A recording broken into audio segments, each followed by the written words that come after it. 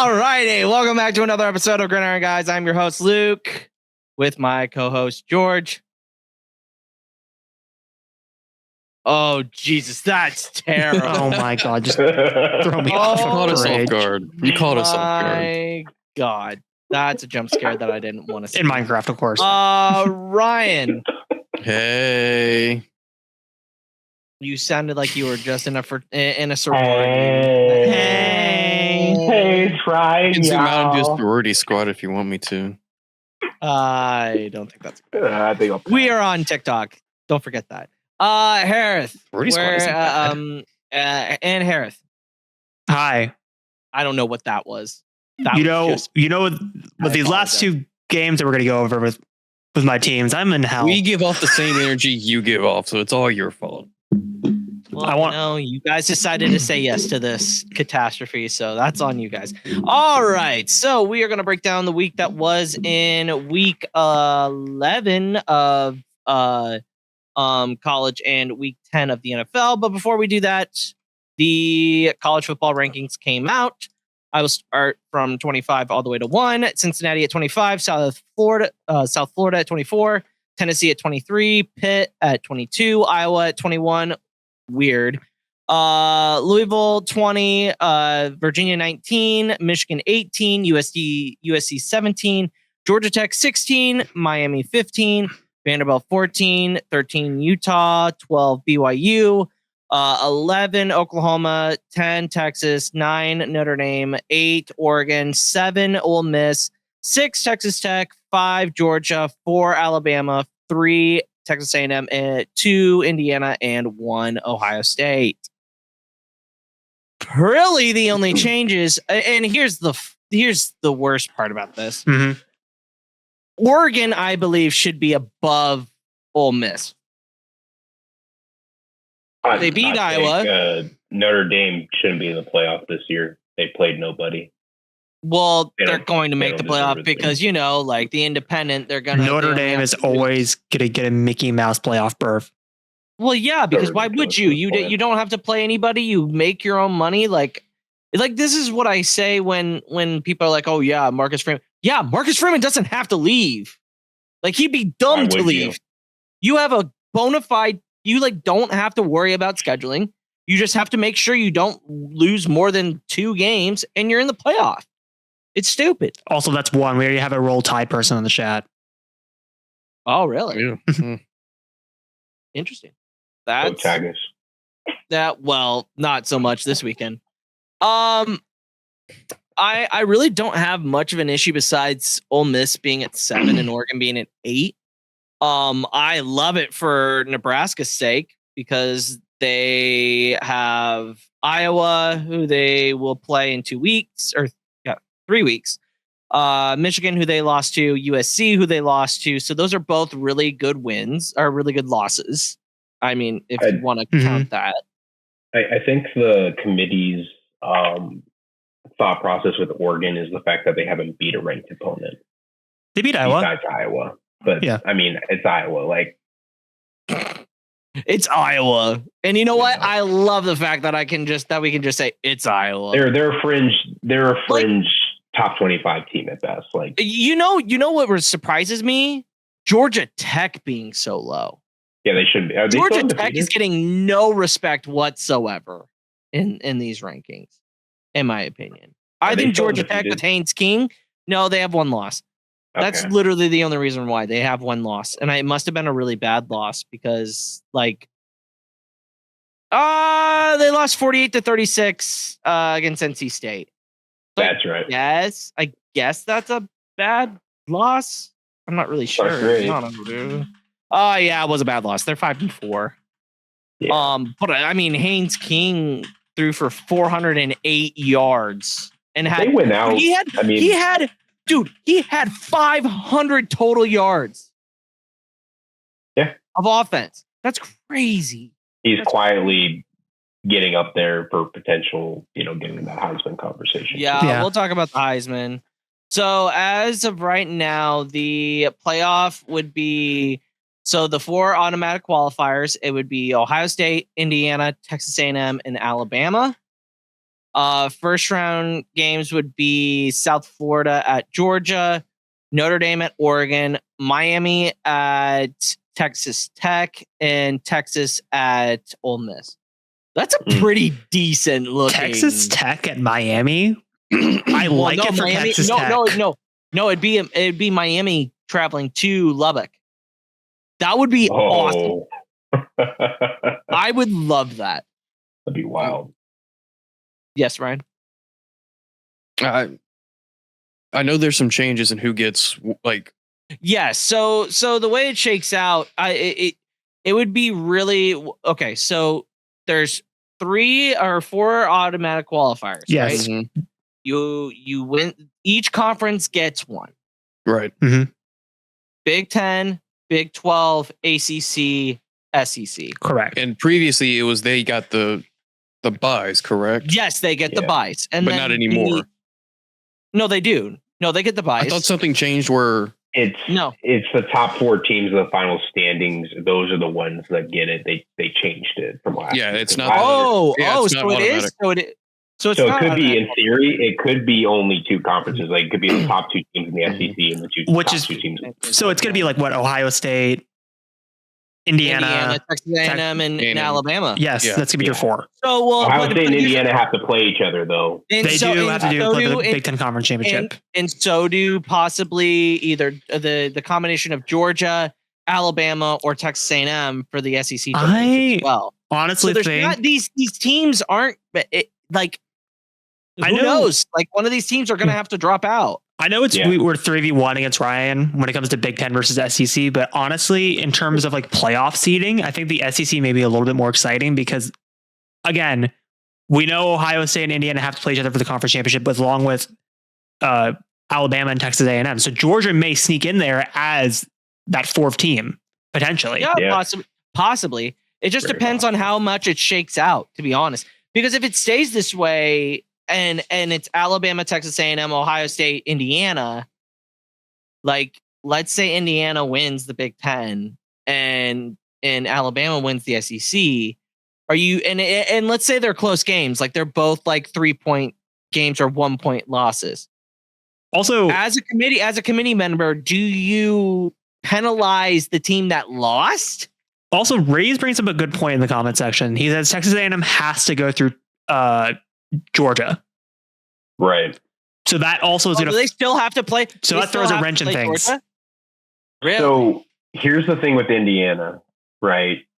The only good win they have is against Oregon.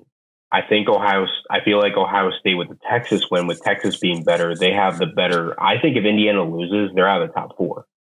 I think that's what the committee will do if Indiana loses the Big Ten title. But I don't know because Indiana has been pretty dominant up until last week. Right, but what if it's like last year against Ohio State and they get beat by 4 touchdowns? And if they get beat by 4 touchdowns, then absolutely, I 100% agree with you. They should be a top 4 seed. Absolutely, 100%. Right. They'll look at those games. I think to answer your question, I think it depends how all those games shake out. If all the top 4 conference championship games are all like within a touchdown, then it's 100%. Subjective at that point. Right? So here's the thing. Texas A&M does not have to play Georgia. Okay. No, they do not play Georgia. Their remaining games: home against South Carolina, home against Sanford, and then in Austin the day after Thanksgiving for Texas. Okay. Or no. The Saturday after Thanksgiving. Okay. So most likely they're probably going to win out. If they win out, they're in the SEC. All right. Now let's look at Alabama. Okay. Alabama's got a tough one with Oklahoma. They got them at home this week, which is, in my mind, if I'm Oklahoma, I'm not too thrilled about that because it's all revenge game about them losing that game last year when they shouldn't have. So that's going to be a chip on their shoulder. Then you got East Illinois, which, by the way, see, this is my problem, Ryan. This is where 9 conference games will not. It will make it more exciting. Why are we acting like it's Ryan's fault that the SEC is not? Because he's the only SEC. Well, they're doing that next year. Yeah, that's my point. That's my point. You replaced that with, well, let's say fucking Kentucky or something. I don't know why the fuck you're yelling at me. No, I'm not yelling at you. I'm just saying. It's Like, all I'm, the I'm tall trying to see guys' if anybody fault. made a projected bracket based off of the recently released standings, and you're just That's yelling it. at Fire me. Ryan Anyway. as the SEC commissioner. We're done. Yeah. Ryan's SEC committed. So, Fuck me, shit. so Alabama's got Oklahoma, East Illinois, and then at Auburn. And I will say this: Auburn is 1-6. They are Mhm. 4-6. All like they're for entire Have nothing record. to lose in that game. They have nothing to lose. But if Auburn wins, see, here's the thing: if Auburn win, they need to win out. They need to beat Mercer, and they need to beat Alabama to become bowl eligible. That's wild. That Iron So Bowl's gonna there's be a insane. lot of And also, there's a Ray's lot of different things going brought on. up in the chat. Don't count out South Carolina. They're underrated right now. Lenore They are. Sellers is hot and cold. When he's on, he's on. When he's not, he is not. That's my one thing. And here's the thing about Lenore Sellers specifically, and we'll get more into like the games that were last week, but specifically talking about the bracket as a whole, right? I truly believe that the way this is going to turn out, it's going to be, I think the top 4 is probably going to be set. Yeah. Because I have a feeling that all 4, those two, the SEC and the Big Ten championship games are going to be close. Mm-hmm. Yeah. Yes, Brian? This one, I think this is the closest that I'm going to get to finding what I want. Oh, you actually have a physical bracket that we can look at? I think based off, this is just FPS schedule. I think doing it based off of projections. So that's what I'm you, seeing on Could you ESPN. full screen it on Twitter so we're not just looking at people's tweets? Okay. Yeah, so it would be just like how I read it out. See, if I'm Georgia, I am not too excited about that draw. South Florida, remember, they're dogs. They beat Miami, they beat Florida, and they beat who else did they beat? Who else did they beat? They beat another ranked opponent, if I remember correctly. Let me look it up so I can have it in front of me. I can't remember now. Hold on. South Florida, USF. So South Florida, they beat Okay, they didn't beat Miami. They got thumped by Miami, and they lost to Memphis by 3. Yes, I remember them losing to Memphis because I picked them that week. They've had really 2 really good wins. They beat Boise State and they beat Florida. Which, granted, Florida's not that great. No, but it's a group of 5 school. But it's a group of 5. So we'll see. But and then someone just put in the chat, what if Texas beats Texas A&M at the end of the season? Then that would shake a lot of things up. That would put Georgia in the SEC championship game against Bama. And so it'd be a rematch of earlier this year where Bama beat Georgia. Well, not only do you have Texas and Georgia, but then you have Texas and Georgia this week. You have Alabama, Oklahoma this week. And we'll talk about that later. But I mean, this is probably going to look drastically different in the next 3 weeks. It could be. Yeah. I mean, the SEC gets in. They get 5. The Big Ten gets in 4. No, 3. Yeah. Ohio State, Indiana, Oregon. Yeah. Well, we'll see. But yeah, I think this is going to be an interesting playoff for sure. I think there's a lot of different scenarios that can happen over the next 3 weeks, and this is why I love college football. Well, and just like looking at the matchups too, like if it was, I just think that was the biggest problem last year, right? Like you had teams who 100% shouldn't have getting a bye. So I do like. I also a lot better. Think the issue with the 12-team format last year was there was a lot of like scaling where it's like, okay, the 12 seed does not stand a chance against the team they're playing, and I felt like there was just like mismatches across the board.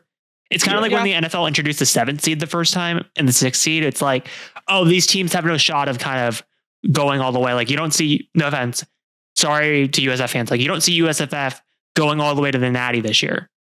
No. A lot would have to happen. It's not like the NCAA tournament, right? It's not like college basketball. Right. Like anybody can win in that scenario, whereas like football is a lot different sport where you don't get all of the chances in the world to make big baskets, if that makes any sense. Yeah. I think it's fair. All right, let's get into week 10. Obviously did anybody else get a chance to watch that Nebraska UCLA game? I watched it in spurts on your live, popping in and out. I will say, if you don't know who Emmett Johnson is, get ready. Guy is pushing for the Heisman. Nebraska is fully going in on getting him to New York. I'm gonna read off some stats here, and you tell me if they are impressive or not. Hold on. Hold on. Okay. And Emmett Johnson did just get announced as a semifinalist for the Maxwell Award, which is the best player in college football, behind the Heisman. Give me a second here. George, you talk about what do you think of the game as a whole? Yeah, I mean, we still cannot stop a scrambling quarterback to save our lives. We only play one scrambling quarterback for the remainder of the year. True. I mean, they went all in. I was really impressed with how Holgorsen just reformatted the whole offense. Like Adam Carricker, who's a former Nebraska player, former NFL player, really big local guy in Lincoln that covers Nebraska. He mentioned he's never really seen us use the pistol formation since like maybe Taylor Martinez, like talking like 10 years ago. And that opened the run game. It helped Teef a lot because he could do those boots, and also just being able to get the quarterback out of the pocket. 0 sacks. No sacks. Mm-hmm. It was great. Yeah. Emmett Johnson he had an insane day, and overall, we outcoached UCLA. It was great. So here's Emmett's stat line for the season, right? Okay, this is just rushing stats. He has 203 total attempts. He has 1,131 yards, 11 touchdowns. He averages 5.6 yards a carry. He averages 113 yards per game. Mm-hmm. That's rushing. Okay. He has 36 receptions, 300 yards, 3 touchdowns. He averages 8.3 yards a catch, and he averages 30 yards per game. He was this week's Big Ten Offensive Player of the Week, Maxwell Award National Player of the Week, and Maxwell Award semifinalist. National rankings: he ranks first in yards from scrimmage, second in rushing yards, second in catches by a running back, rushing yards per game. He's 5th, and he's tied for 4th in total touchdowns. Now, as a running back, yeah, as a running back in the Big Ten, like if you're throwing up those numbers and you're one of the best running backs in the country, 9 times out of 10, you usually get a call to go to New York. Right. The only reason why I don't think he will get called to go to New York is because Nebraska is 7-3. I would say traditionally, obviously speaking in the 2010s, in the 2020s, has a running back in the last 5 to 10 years won a Heisman Trophy? The last running back to win a Heisman Trophy was Derrick Henry. 10 years ago. If I remember correctly. What was it, 2016? It's been quarterback, wide receiver, quarterback. If I remember correctly. So it's been a while. To be honest, I think Ashton Genty should have won the Heisman last year. I agree. But that's just me. But I think it's impressive of what he's doing.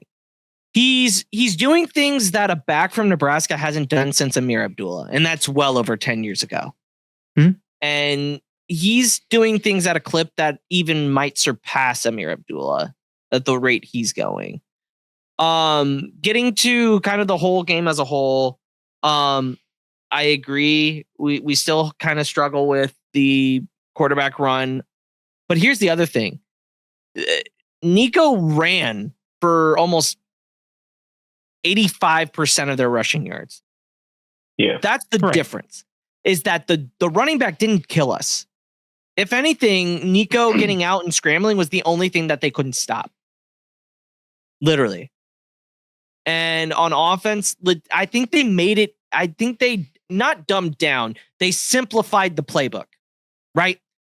TJ was able to make calls and make checks. And his athletic ability gave Holgorsen a chance to make a difference in play calling, right?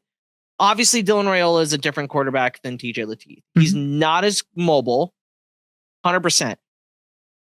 But I will say, TJ was making great decisions with the ball and was getting it out in a timely manner. I don't know what that says about Dylan Raiola, but TJ's looking really, really good right now.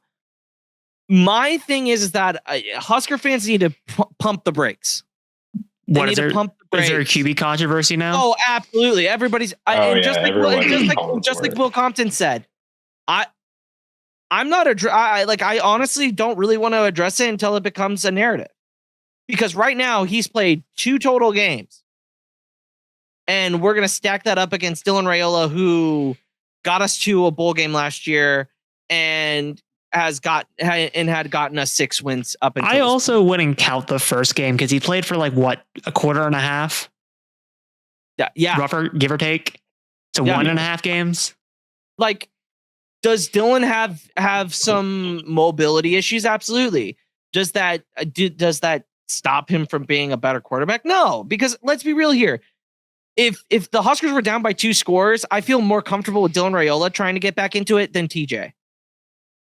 I will say this one thing, just noticing it, and it might be a scheme thing, and maybe if they do decide that Dylan's the guy next year that they need to look into, he does like to hang back there too much. He doesn't have a sense of urgency to get rid of the football. And I think that's part of the sack problem too. No, 100%. And I think here's my thing, right? Everybody wants to compare him to Mahomes, right? And let's just be honest here. If he was truly like trying to be like Mahomes, he would try to be more mobile in those situations. He's just not. He's 230. And I'm not fat shaming anybody, but like, like, here's my thing. Like, if you want to be more mobile, like, you got to work on that type of stuff. Like, it doesn't just come naturally. Look at what Mahomes does every offseason. There's constant of him working out, getting his body right. And I think this is what is going to be good for Dylan long term, is that he's going to see the success that TJ is having. He's going to try to be like, all right, so this is what I do well. What's something that I can add to my repertoire that can put me over the top? I mean, and it is mobility. Right. When you speak of mobility, like, again, this is a stupid example, but like, think how fast Brady has gotten over his 20 years. Just didn't get like drastically faster, but he did get faster from where he was at the combine to where he was in 2022. Right.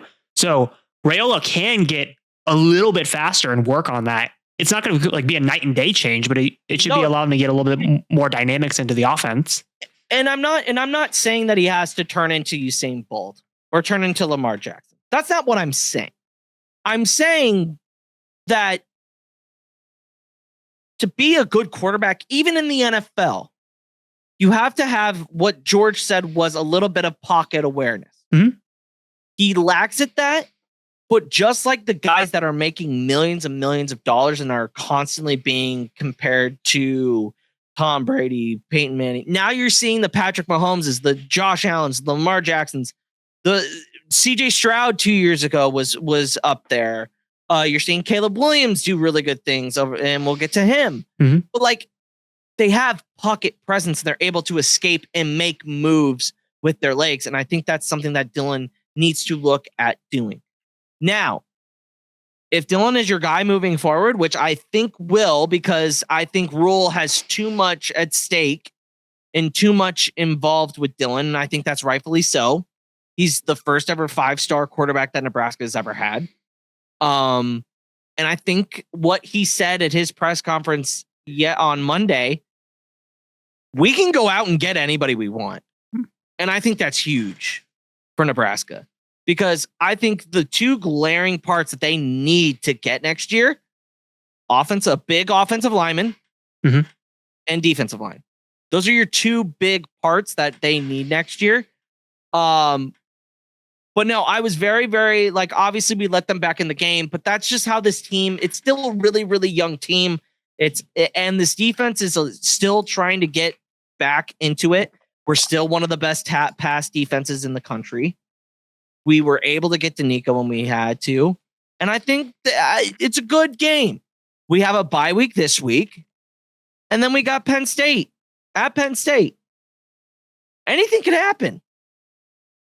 So, Harris, Ryan, anything? No, I think I've really hit on everything that I had to have with that game. I mean, Emma Johnson was a dog. Go into your rant. Okay, so before we get into the actual game itself, we have to address the biggest rumor on the table when it comes to the Washington Huskies. And I don't know why this keeps happening with Washington. Jedd Fisch potentially jumping ship and going over to the SEC, which I don't get. Because it's I get it's his alma mater and that's the main draw for him. But what's he going to do when he gets to Florida? Sure, he can take Damon Williams with him. That's probably what's going to happen. Because Damon Williams followed him from Arizona to Washington. He'll probably follow him from Washington to Florida. That's a for sure guarantee. He can't take Denzel Boston with him. Denzel Boston is going to go to the NFL this year. Guarantee. He's in his junior year. Why wouldn't he? He's playing the best year college-wise of his NFL career. I don't think he needs a senior year. And then Coleman is in his senior year. He's not coming to Florida either. He's fucking going straight to the NFL as well. So, even if you add Jedd Fisch, right? And you add Damon Williams, obviously recruiting will be different. They'll have more rookies, right? And more freshmen put in. But here's the thing. That transfer portal, though, he can pull from the transfer portal really, really well. I'm assuming what they have right now, Luke. I'm not obviously we can play into the realm of what if and who he can transfer and where from who and where and who's coming from Washington over. Anyway, let's just say it doesn't change. You add Damon Williams into the picture, right? How much does that move the needle in the SEC? None. They're going to be playing for 4th place in the SEC because they have to compete with Georgia, Oklahoma, Texas A&M, if they still hang on, and Alabama. He's not getting past those big 5. Well, and I will also say, depending on who LSU gets, and we'll get to LSU. No, if LSU gets a dog of a head coach, dude, at that point you're competing for 6th place. Who wants to be 6th place in the SEC? Good head coach. We'll get to that in a little bit. So, but okay, but it's you're playing for the sloppy seconds. So here's the thing, Harris, and this would be very, very ironic if it happened.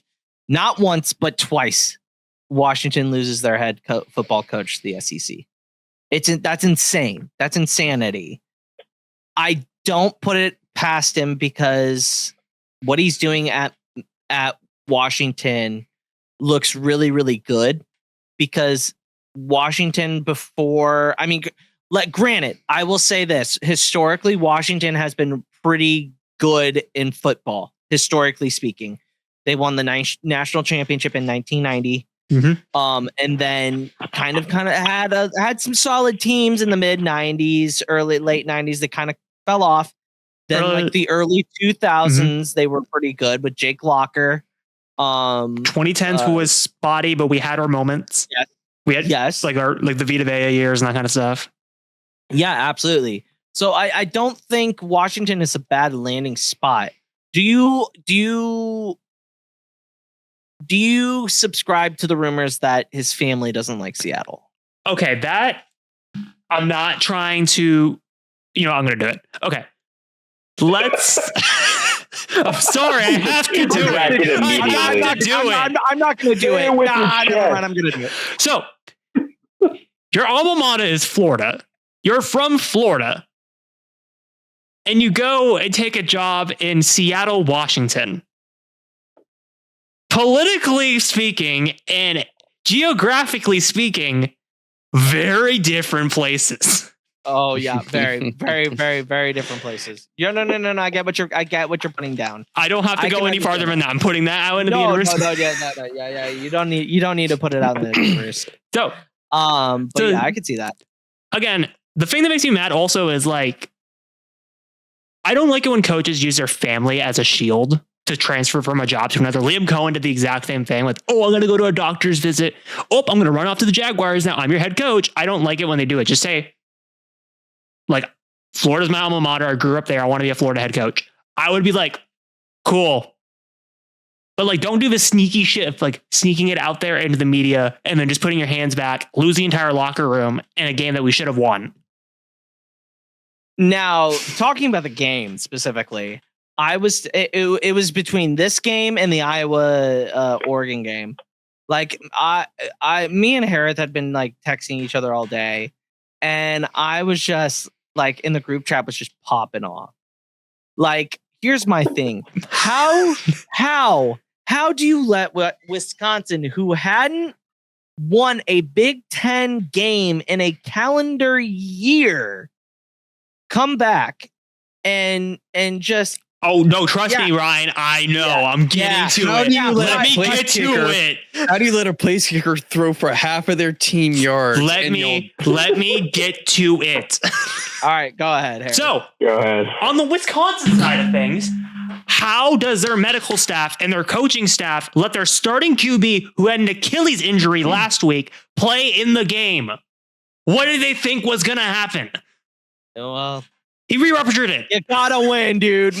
Here's the other thing with Wisconsin specifically. It was all because of their place kicker that they got the win. No. Dude, that was crazy. I haven't even watched the game, so I don't know the context of that one pass. Oh, watch it. Watch it right now. It is hilarious. Like, not to. You know how much the backup quarterback had passing wise, Ryan? 8 yards. 8 yards. Yeah, they. Like, here's the thing, Wisconsin. And here's the thing: this week they came out and were saying, "Yeah, Luke Fickell's going to be the coach next year." Wow, they said that. They said that last week before this game, and I feel like that's putting a Band-Aid on a bullet wound. You know what I mean? I want to get into the Washington offensive side. I have a rant for each side of the ball. Offensively, it was clear that they had injuries. Let's be real. Coleman got hurt in the second quarter, and they were down to one back because Jordan Washington had an undisclosed injury that they did not announce, and he didn't travel with the team. So at that point, when Jonah Coleman went down, it was like, great, we can't run the ball because we're not going to risk Adam Mohammed's health and run him into the ground, even though that's what they should have done. If Jonah Coleman was okay, we would have just ran the ball and probably dominated. But now that he's injured, our offense got one-dimensional. Because Wisconsin went, okay, so we're not going to let Devon Williams beat him with us with our legs. So what we're going to do is we're going to do QB contain, and we're going to make him beat him with his arm. And you know what happened? He couldn't beat him with his arm. Yeah, and the weather, I feel like the weather also played a big factor into that. Okay. George is jokingly in the group chat when like the Jed Fish thing was popping up. I promise this is related. Was like, man, no one wants to go to Seattle because it rains all the time. It doesn't really rain that much. So you could tell the players were not used to the rain. Yeah. Yeah, and that's the other thing. Like, and you can also subscribe to the Hungry Dog Runs Faster. Mm-hmm. Like that, you can subscribe to that. Like, I honestly think in the game of football, especially in college football and even the NFL, you catch somebody sleeping, like, yeah, it's over. Yeah, it's over for you, buddy. And then on the defensive side of the ball, I'm going to read off the Wisconsin QB stats because I know Ryan put it on screen, but I had it written down. This is across two QBs, not one, two different QBs, because obviously the quarterback got injured in the first quarter on re-rupturing his Achilles, and the other QB was playing the entire game. 6 for 18 for 48 yards. Obviously, most of those yards came on that kick holder throw. So you can throw away like 40 yards off that. 6 for 18 for 8 yards was the actual stat line. The average pass per play was 2 yards. Honestly, how do you lose this game? You know what's hilarious though? Me and George are used to those stat lines from Wisconsin quarterbacks because all they would do the last 15 years was line it up and just shove it up your ass. Well, let me ask you this: what was the yards per carry for the team? It was like 6.8. Okay, well there you go. You don't need. They didn't like. I hate to burst your bubble here, but it doesn't matter what the pass game was doing. If you're allowing almost 7 yards per carry, you deserve to lose. Right. And it's like, I was saying in the group chat when we were like popping off during this, because I don't mind, like, again, I'm just a disclosure, right? Like, how if you're Washington, if you're Jed Fish or the defensive coordinator, how do you not go, we're just going to stack the box. In the box. Just put him in the box. No, 100%. That's what I was saying. The Nebraska USC game is the same thing, right? Like, why are we not putting, we are stopping Jordan Maeva. How you ever say his name? Jordan Maeva. Yeah. Mm-hmm. He has no passing. Why are we not putting 8 dudes in the box to be like, I dare you, pass it? Yeah. Right. This is Wisconsin. You know what they're going to do. And I will say this. I think this is a missed opportunity for sure. 100%. Oh no, missed opportunity. I said it last week. If they won this game, I think we'd be in the playoffs. Possibly. Because you play BYU, you play UCLA, and if you win those 2 games, you play against Oregon. It's in Washington. It's in Seattle. If we were one game on the line against Oregon, 10-2 going into that game. Well, and then you also have to remember where would they be in the Big Ten standings? Because if they're in the top 3, top 4, I say that's probably a more likely scenario. I think if we're playing in the scenario of, because Oregon's already at 2 losses already.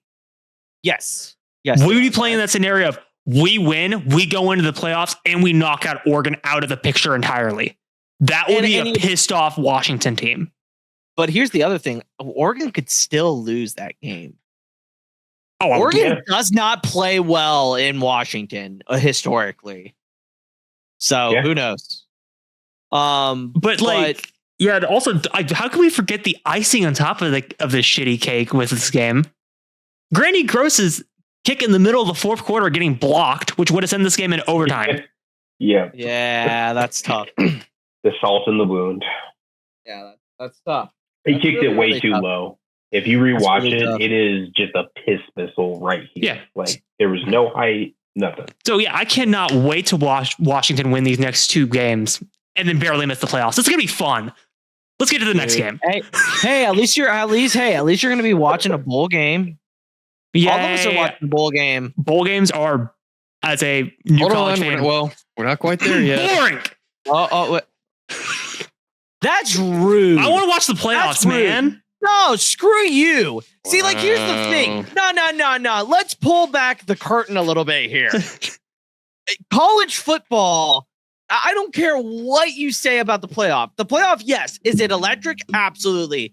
But these bowl games are so much fun to watch. You have a game damn near every day from the start of December 19th all the way to January 2nd.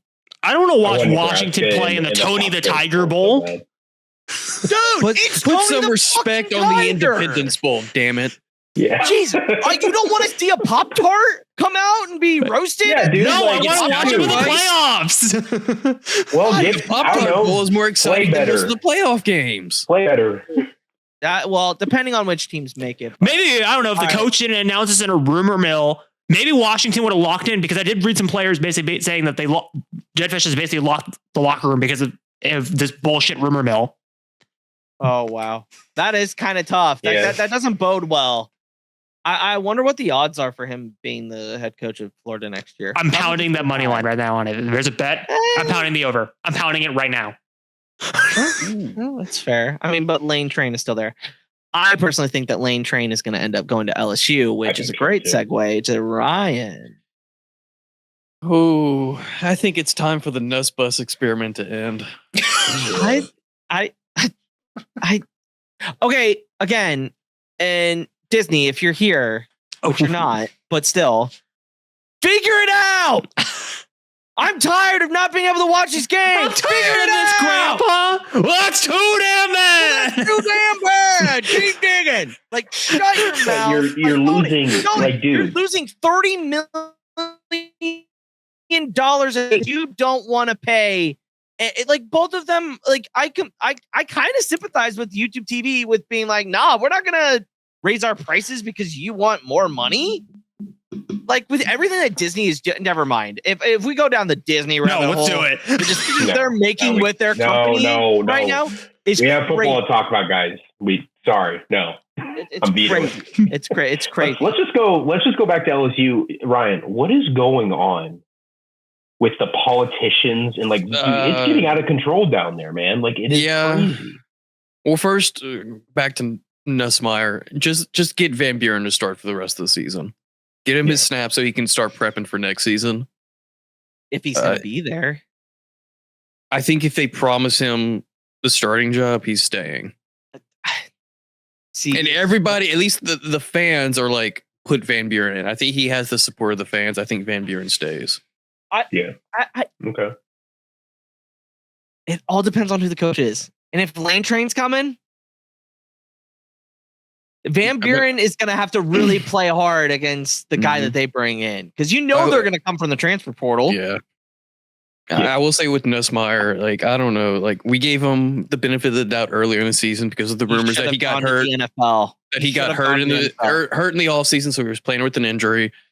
And then when Kelly got fired, who knows now? Oh, by the way, we'll talk about that a little bit. When he was let go, we'll just say that. Like, we're like, okay, maybe he'll get better because he wasn't jiving well with Kelly. Well, come the Alabama game, he's still struggling. He's still calling the annual first down confusion timeout during the first drive. He's running into his lineman, rolling out, like no awareness at all. The thing is, 20-9 is not that bad of a score to go against Alabama when you're like, don't have a head coach and you have the corruption of Louisiana politics influencing your team. Yeah. But like, I don't know, man. And I guess we can. Can you imagine though? Like, Ryan, our states are very similar. Yeah. Nebraska and LSU when it comes to this. It would not surprise me if the governor at one point would have gotten involved in a coaching hire. LSU and Nebraska aren't that different when it comes to the football. I need you to do research on Huey P. Long, the governor of Louisiana from God knows how long. He's a piece of shit. He's a piece of shit. Of how much he influenced. Well, I mean, he honestly shaped LSU football to what it is today, for good and bad, probably. But like, yeah, but so I guess now Brian Kelly. So this morning, in a legal filing obtained by ESPN, Brian Kelly's lawyers state that LSU is saying it never, quote unquote, formally terminated Kelly. They are now seeking to fire him for cause, which would impact his near $54 million buyout. What are they doing? Wait, does that mean he will not get paid as a coach for the remainder of the next couple of years? Let's see. The 48-page filing, East Baton Rouge Parish, references a phone call Monday where LSU laid out its position. Quote, LSU's representatives had a call with Coach Kelly's reps, where LSU took the position that Coach Kelly had not been formally terminated and informed Coach Kelly's reps for the very first time that LSU believed grounds existed. I have a problem with that. Oh my God. Okay. I have cause because he was cringy. No, I have cause because he was an asshole to our players. No, okay. And I hate Brian Kelly as much as the next guy. But LSU, you can't really say that you didn't fire him when he had a meeting with the entire team and said, "Hey, I am no longer the coach at LSU." You can't. I don't understand where LSU can think, "Oh, we didn't formally fire him." Well, then what was everything that was being released? It's coming from both sides. So I will say this now, and some lawyers who have like fought this in the past have said no college has won the four calls argument. Yeah. With this, there's no legal precedent of this actually working out for LSU. There's no way. I don't see it going well for them. I don't see it going well, and they're going to owe him and that might end up. Could Brian Kelly get forced to be reinstated? How does that even work? No. Kelly just wants the money. Yeah, he wants the full. money. He wants the full He He because wants the full guaranteed 50 million. I mean, right? 53 million? Okay. 53 or 54 because it was in this document. I think it was referenced that at first they offered him 25 million and then 30 million, and he's declined both. He wants the full. He wants the full payout. $54 million. Which I mean, I understand to a point. Which he's Guy's a entitled to scumbag, though. for the He's a contract. scumbag. But I like, do the same shit. I do the same shit. I mean, Like, I don't blame him. I know this has been said before a billion times, and I agree with this take. Dude, is there any job in the world that is better than a former fired NFL or college coach? No. You get to sit on your couch with $54 million and you get to do basically nothing for the rest of your life as you just live on that money. Yeah. Honestly, you He can't should really just do shut that. up and go sit down. Well, yeah, I agree. I agree on both accounts, but it's just like, oh Jesus. Like, here's the thing. Like, if I'm Brian Kelly, I think he's fighting this because of everything that's come out. Yeah. Well, the thing is, though, Personally. people have also warned that it's like, look, if you're going to go to court with this, like if this goes through and y'all don't settle, the discovery phase might come back to bite you in the ass. Oh, for sure. 100%. 100%. Because you could, and Ryan, would it really surprise you if the governor called him and said, you need to step down? Yeah, I don't think the governor gave him an option or anything, or quote unquote an option. I think the governor just told everybody, like, get him the fuck out. Yeah. And that opens up legality all in and of its own. Not really. Mhm.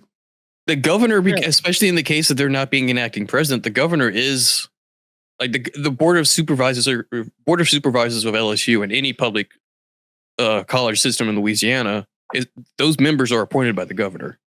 They answer to the governor. That's crazy. Yeah, That's crazy. Which is sort of true. No, that's not true. I think our board of directors is voted on. Right, George? If I remember correctly? I think so. I mean, we have a I think chancellor Yeah, we have chancellors at and, the and university, everything like that. but y'all I don't know. probably This also have is like the your most board of This supervisors. is the or most something like SEC that. thing Yes. I've ever heard of. No, this is literally the most SEC thing that I could ever. But I mean, I will say it's like that for the University of Louisiana school system as well. Like the supervisors are like, I think, formally appointed by the It governor. doesn't make, like, why? Mhm. Why would you give so much power to a political? Like, it doesn't have to do anything with politics. Like, they're like, how about I don't Just know? because it's just weird publicly concept. funded and all that, And they'll it's get just- money from it and they'll get taxed on it. yeah, Then you get into these situations. yeah. I Makes LSU look even more. Oh, wait. ridiculous. I didn't even think about this from this angle. How much is like state income tax in Louisiana? Oh, hold on.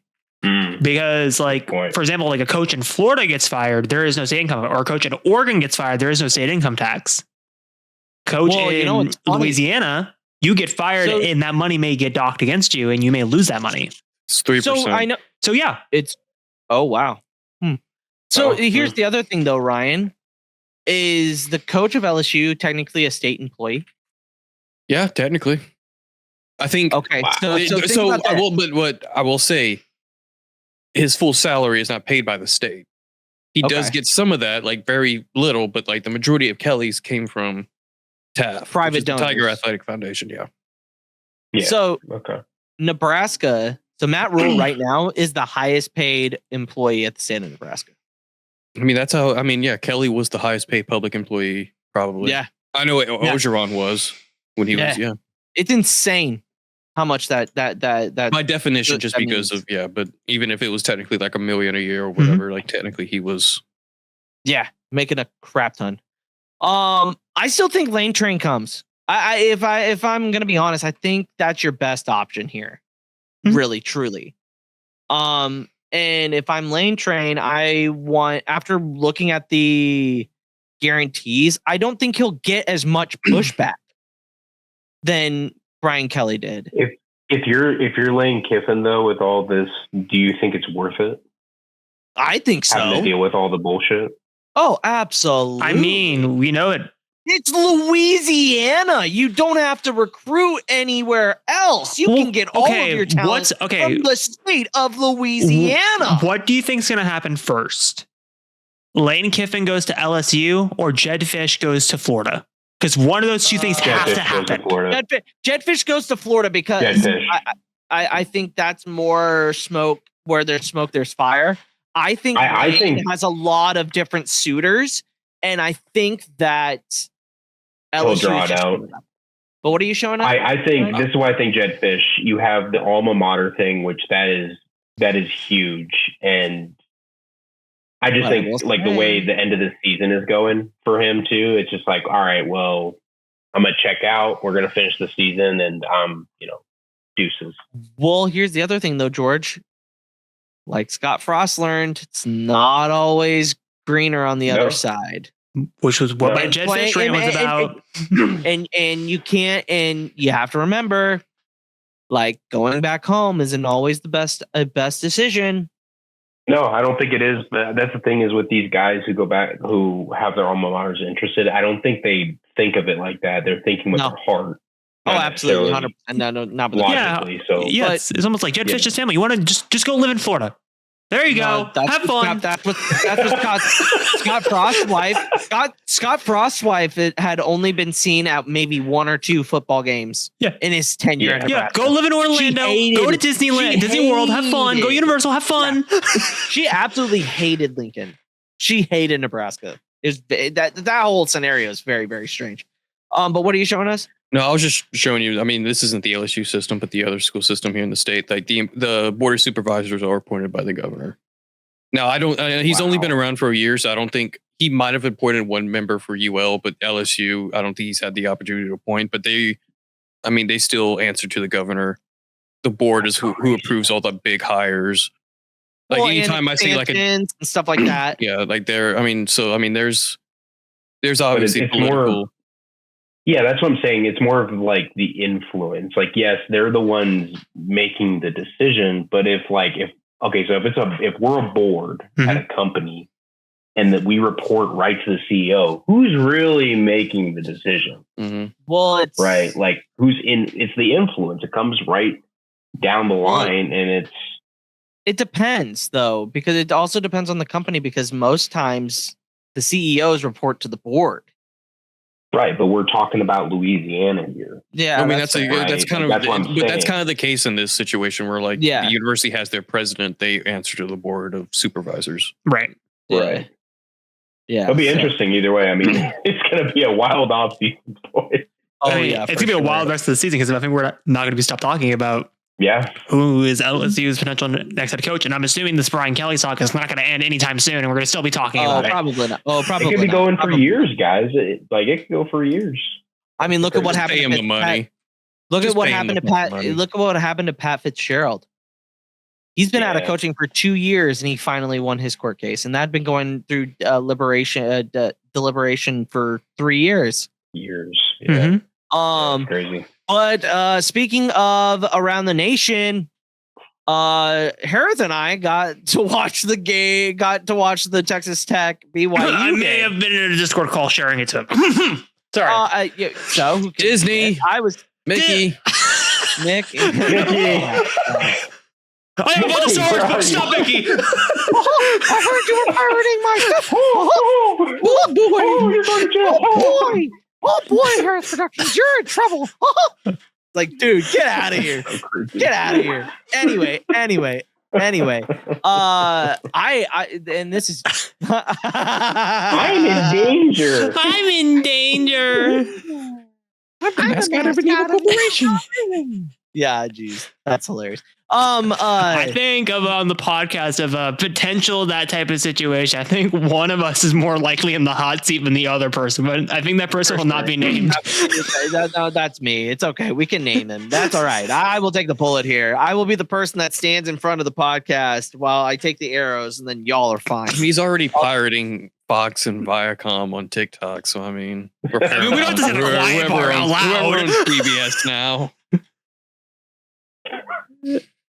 Ryan, we're trying to throw this thing. You can't do that, dude. You do this on Maine, man.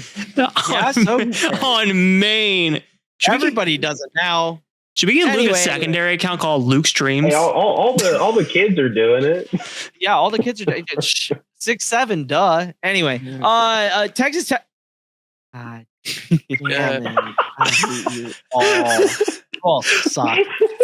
6'7". 6'7". No, Texas Tech stomped BYU, and literally, I was watching this in a Discord call with Harith in VC, and I was door dashing, and it's so funny because we went from the Texas Tech game to the Indiana game, and he goes, did you just hear that? Like, how do you know that these are the people that are calling the game? And I go, well, Gareth, I haven't heard anything. You've read the context, because I was just talking about the commentators being annoying, and looks like it's ESPN. It's this person. No. During the and we'll get to the Indiana game, but during the Indiana game, you're like, oh my god, this guy's electric, and I go, yeah, that's Gus Johnson. Yeah, that's Joe. But like I just know. Yeah. I know from what I like. The 12 o'clock Fox game is Joe Klatt, Gus Johnson. Anyway, I want to. Gus Johnson is goated, dude. Yeah, I'm sorry, he's goated. I want to get into BYU Texas Tech specifically, because again, obviously we know with Texas Tech, what we predicted last week was basically what's what happened. We knew that BYU did not stand a chance against this machine that is Texas Tech. They are juggernauts compared to BYU. However, I do want to say it wasn't a stomping from start to finish. That first half was actually super close. It was a battle of who had the better linebacker in that first half. It was a battle between Jack Kelly at BYU, which he stopped 3 or 4 touchdowns single-handedly by himself. And then you had Jacob Rodriguez for Texas Tech, who made the momentum flipping pick where he tipped the ball straight into the air and caught it himself and got the ball at the 20. And then that's when the game completely flipped. And then Cameron Dickey for Texas Tech just took the game over and just kept scoring. Yeah. I will say this. If I had a second team, it would be Texas Tech. I love their uniforms. I love their coach. And the fact that Mahomes is like a big donor to them. There it is. 100% for that part. 100%, baby. 100%. And just talk about all the oil money. Oh, yeah. By the way, Mahomes isn't even their biggest donor. What? They have a billionaire. Oh, yeah. It's all oil money. It's all oil money, baby. Yeah. As soon as NIL opened that gate, oh, yeah. Dude, Texas Tech, this is why Texas Tech is so good, because they have the deepest pockets in college football. When you live in Lubbock, Texas, that's in west, like the middle of the state. Mm-hmm. You're at least 6 hours from Dallas. I saw a shot of their stadium, and I really like their end zone. I don't know if it was so that's renovated. That's newly renovated. Like that stadium didn't always look like that. All the nice box seats and everything. That looked really nice. I also commented on to Luke during the game, I like Texas Tech's new uniforms. Oh yes, they look clean. Oh my god, they look so nice. I like, and this is what I was telling Harith. I like for top bottoms and this might be a hot take, and we're talking about fashion, but whatever. We need to do a uniform ranking. Video. 100%. 100%. That's a great idea. I like that idea.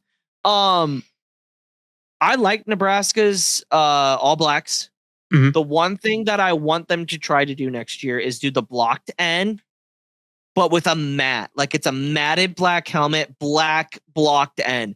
That would be sick. They did that with red one year. Yes, they did it with red. Yeah, it's been a while. I will say the year that they played on 9/11, like the anniversary, I think it was the 20th anniversary of 9/11. I liked all those all whites with the old style NU. I liked that a lot. Yeah, and I don't know why we don't bring that back. I think it looks 100%. Great. As an outsider, because I was telling this to Luke, my biggest pet peeve in uniforms, whether it's in college or in the NFL, is I don't like black for the sake of black. Like it has to be in the color scheme. I think all white for Nebraska would be clean. Oh, it is. It's clean. If we could just win a fucking game in them. God damn it. But no, I like Texas Tech's quarterback. I like their defense. Their defense is scrappy. It was just insane to me that BYU was just going punch for punch. Yeah, with the Texas Tech, like they would not back down. Like Texas Tech they only scored one touchdown in that whole first half. Yeah, the rest of the game was almost field goal because Jack Kelly took the game over as the mic. And also, dude, I love BYU's head coach. Oh yeah, he's a dog. Like he was getting passionate. I thought he was going to snap a clipboard in half, like in the middle of that first half. Dude, it was so sick. Texas Tech is I think Texas Tech has the possibility of winning a national title in the next 10 years. Mm-hmm. Especially if they keep Joey. If Joey McGuire stays there, if Sark left, he would be my first call. He would be my first call. The guy knows how to recruit Texas. He had won, I think, 5 or 6 state titles in the state of Texas over a 23-year high school coaching span. Guy knows ball. It was at 6A too, like it was at the top level. Yeah, they were playing like Westlake, where Baker Mayfield went to high school. But yeah, anybody else got any thoughts? I really liked this game. This was a fun game to watch. I mean, I couldn't watch the game. I followed it. But yeah, no, I mean, it was, the game itself, the back and forth, and it's very rare in college football these days, like where we had 2 games where it was just a defensive struggle, or 3 games if you count the Washington and Wisconsin. It's nice to see those games where it's not all offense. So like it was just cool to see. Yeah. Loved it. Now is the time to get into batshit insanity. Yes. Okay, so no, Ryan, go ahead. I was going to say, I was up in the press box. We had a home game this past week. I was up in the press box when this game was going on. I don't know when it was, maybe like third quarter for us as the game was finishing up, because we had a 1:00 kickoff. So it was like weird. I saw the score. I turned it on my iPad in the press box, and I turned it on right when that last play finished. That catch? Yes. All right. Okay. Can we talk about when Luke and I jumped into this game? So we jumped into the game when Penn State had gone down and Nick Singleton had gotten them the go ahead to start to really put the pressure on Indiana, and they had been playing all damn day Indiana was playing with their food. They got caught with all right, here we go. Like Indiana. Like here's Indiana in a nutshell. Well, you forgot the key point because we turned the game on the kickoff, and then Indiana started, and then they threw the interception, and that's when we're like, what the fuck? Yeah. He threw a pick, and I was like, are they about to upset them? Also, my biggest takeaway from this is Mendoza really might not be that good. He might not be as good as everyone thinks. I don't know. That last throw, though, was pretty damn pitcher. That last throw and catch was insane. If I'm taking the whole game for what it is, based on what he's been doing, like what he did against Oregon's defense, for example, what he did against it makes you think. We all know Ohio State's defense is a lot better than Penn State's defense, so it makes you think. Yeah. That Big Ten title game, it's looking a little hairy if you're this coach. Again, from what I've seen of the Indiana-Oregon game and this game, he seems like a scheme, like, I'm going to outthink you. I know your tendencies. I'm going to beat you with that tendency type of coach. Yeah. Well, okay, you also have to remember, and I said this to Harith. He didn't know this. I said, like Harith was just like, dude, this guy's a goofball. He's a goofball. I go, absolutely. When you start your press conference of I win. Google me. But like we all scoff at that, but look at him. He's winning at Indiana. Indiana is not a football school. It is a primarily basketball school. That's the other thing. Indiana, like Texas Tech, has a lot of big alumni. Mark Cuban went there. Isaiah Thomas went there. They got money. They've got deep pockets. They do have money. It's not only basketball. Yes, they love to throw their money at basketball, but they can do just the same. So don't catch me with that. But like, here's the other thing. Penn State had every chance to put this game away and just couldn't.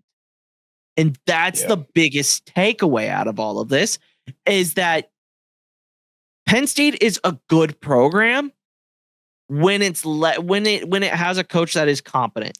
The interim head coach has been putting his ass on the line in these games, and he's been doing a pretty damn good job. And he came inches to finishing that game.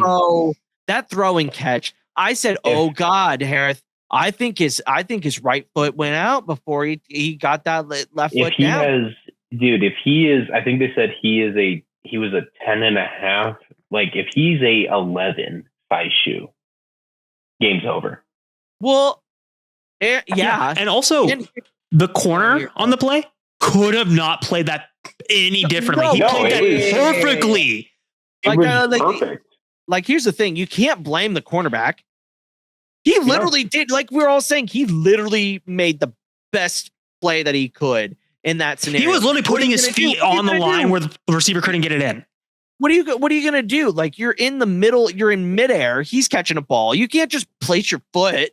No, he tried to. You know? He did it on the replay. If you watch it, he puts his foot down where he couldn't fit in. He just found the one part where he didn't have a seat. It was one of the craziest throws and catches I've ever seen. Oh, it's catch of the year. Win under that and to win. And here's the other thing: Penn State had every chance down they were so close. The clock management was atrocious. They get down 35 seconds left. They go down. They get to the 45-yard line. No, they get to the 50-yard line of Indiana and just piss it down their leg. Yes, it's their second string or third string quarterback, but like, come on, man, you've been playing pretty decent all damn game, but I don't. Also, I said it when we were watching the game. If you're Penn State, you want to finish that game on defense. You don't want to finish the game on offense. Oh yeah, 100%. That's Penn State's bread and butter. If they finished, because I said when they got on the goal line, I'm like, the most ultimate way of Penn State's going to win this game is on a goal line stand. Yeah. Because the defense have been playing so well that game. Fernando Mendoza hadn't been turning the ball over at nearly the clip that he did against Penn State. And I think if I'm Ohio State, that's what I'm looking at. For sure. That's what I'm looking at. He was sacked the most times he has been all season in this game as well. So, I mean, Ohio State may look at the film and see some stuff that we're not noticing. That's what I'm saying, guys. Like, I could see Ohio State in the Big Ten title game sacking him 5 times. Their defense is way better. Their D line's way better. So I don't know. Ryan, any takes? The only thing I watched was that last play, like right when I turned it on my iPad, and that was like in the middle of working. I'm assuming you turned it on because our group chat was going insane about it. That probably was it. That must have been it. Because I think we're like in a media timeout or something, and I saw the text. I was like, well, let me see if I have time to open this game up. Dude, you caught and honestly, I caught it right at the time where like he called it and they made the ref. Great call by the ref. Like I was like, oh yeah, for sure. Yeah, he was right there. Right there. Got out of the way. Called it right. Yeah, that is pretty insane. And from one Big Ten game to another big game, the Quack Brain Ducks get a late field goal to beat the dumb Hawkeyes. Emphasis on dumb Hawkeyes. Emphasis on Quack Brain Ducks. Oh no! Shut your mouth. Let one me by live in safety. Like, that safety at the start that got them the win. That if you look, dude. Just to give context in the group chat, like it was literally me and Lucas just constantly being like, no, and Harris like, yes. But like, here's my thing. As a Nebraska fan, we've had to put up with the dumbest ways of Iowa football. Iowa football over the last 10 years is, we don't care about offense. We'll just focus on defense. And that's how they win. And it's so fucking I raise you Tristan Wirfs. I hate Iowa. Okay, there's no. Our corn's better. Sorry. Yeah, our corn is better. Thank you, Oregon Duck. That was awesome. I love that. But like seeing Iowa lose in the most Iowa way was so So fascinating. Just to have them lose on a game. Yeah, have them lose on a game-winning field goal is just so ironic and so. As a Washington fan, this game in Wisconsin was like the double punch of hell. Yeah, well, because I wanted Oregon to get knocked out of the playoffs so badly. Well, and here's the thing: when you play Iowa, and I did this the year that I think it was the year that I took Iowa under for the entire season. Won all of my bets except for one game. They hit the under. They were one of the worst offenses in college football. They would average, and I'm not even kidding you, they would average 12 points a game. It was awful. Yeah. Bad. But yet, what was their record that season? They still won 8 games. Yes, they were 8-4, and they right. beat us. And that's why Kirk Ferentz still has a job, because you can't. If you're Iowa football, you know you're not going to get to the playoff year in year out. But what do you know? You're probably going to win 8 games. I cannot stand Kirk Ferentz. I hate it much as you do, but he's the most smug. He's the most smug motherfucker out there. He is. He's the worst. He's literally the worst. Ryan, can't wait to see your reactions during that Black Friday game then when y'all play them. Oh God. Okay, what's going to be the crazier reaction? Luke and George playing Iowa, or me versus Oregon? I think it will be. I'm going to say it's going to be the Nebraska game. I think that's going to be because I fucking can't stand them stupid motherfuckers. I cannot stand them. They are literally the worst. Watch TikTok just be like, all right, that's enough of that. Enough swearing. I cannot stand them. They're terrible. They're ignorant. They're the worst fan base in college football because they literally threaten people's lives. You think Nebraska fans suck? No, Iowa fans fucking suck. They're terrible. Did you see them after the game? They were throwing beer cans at the Oregon football team, which by all means, love it. Taunt in front of their stupid ass faces. Oh my God, please do it. Because it's so much fun. They deserve it.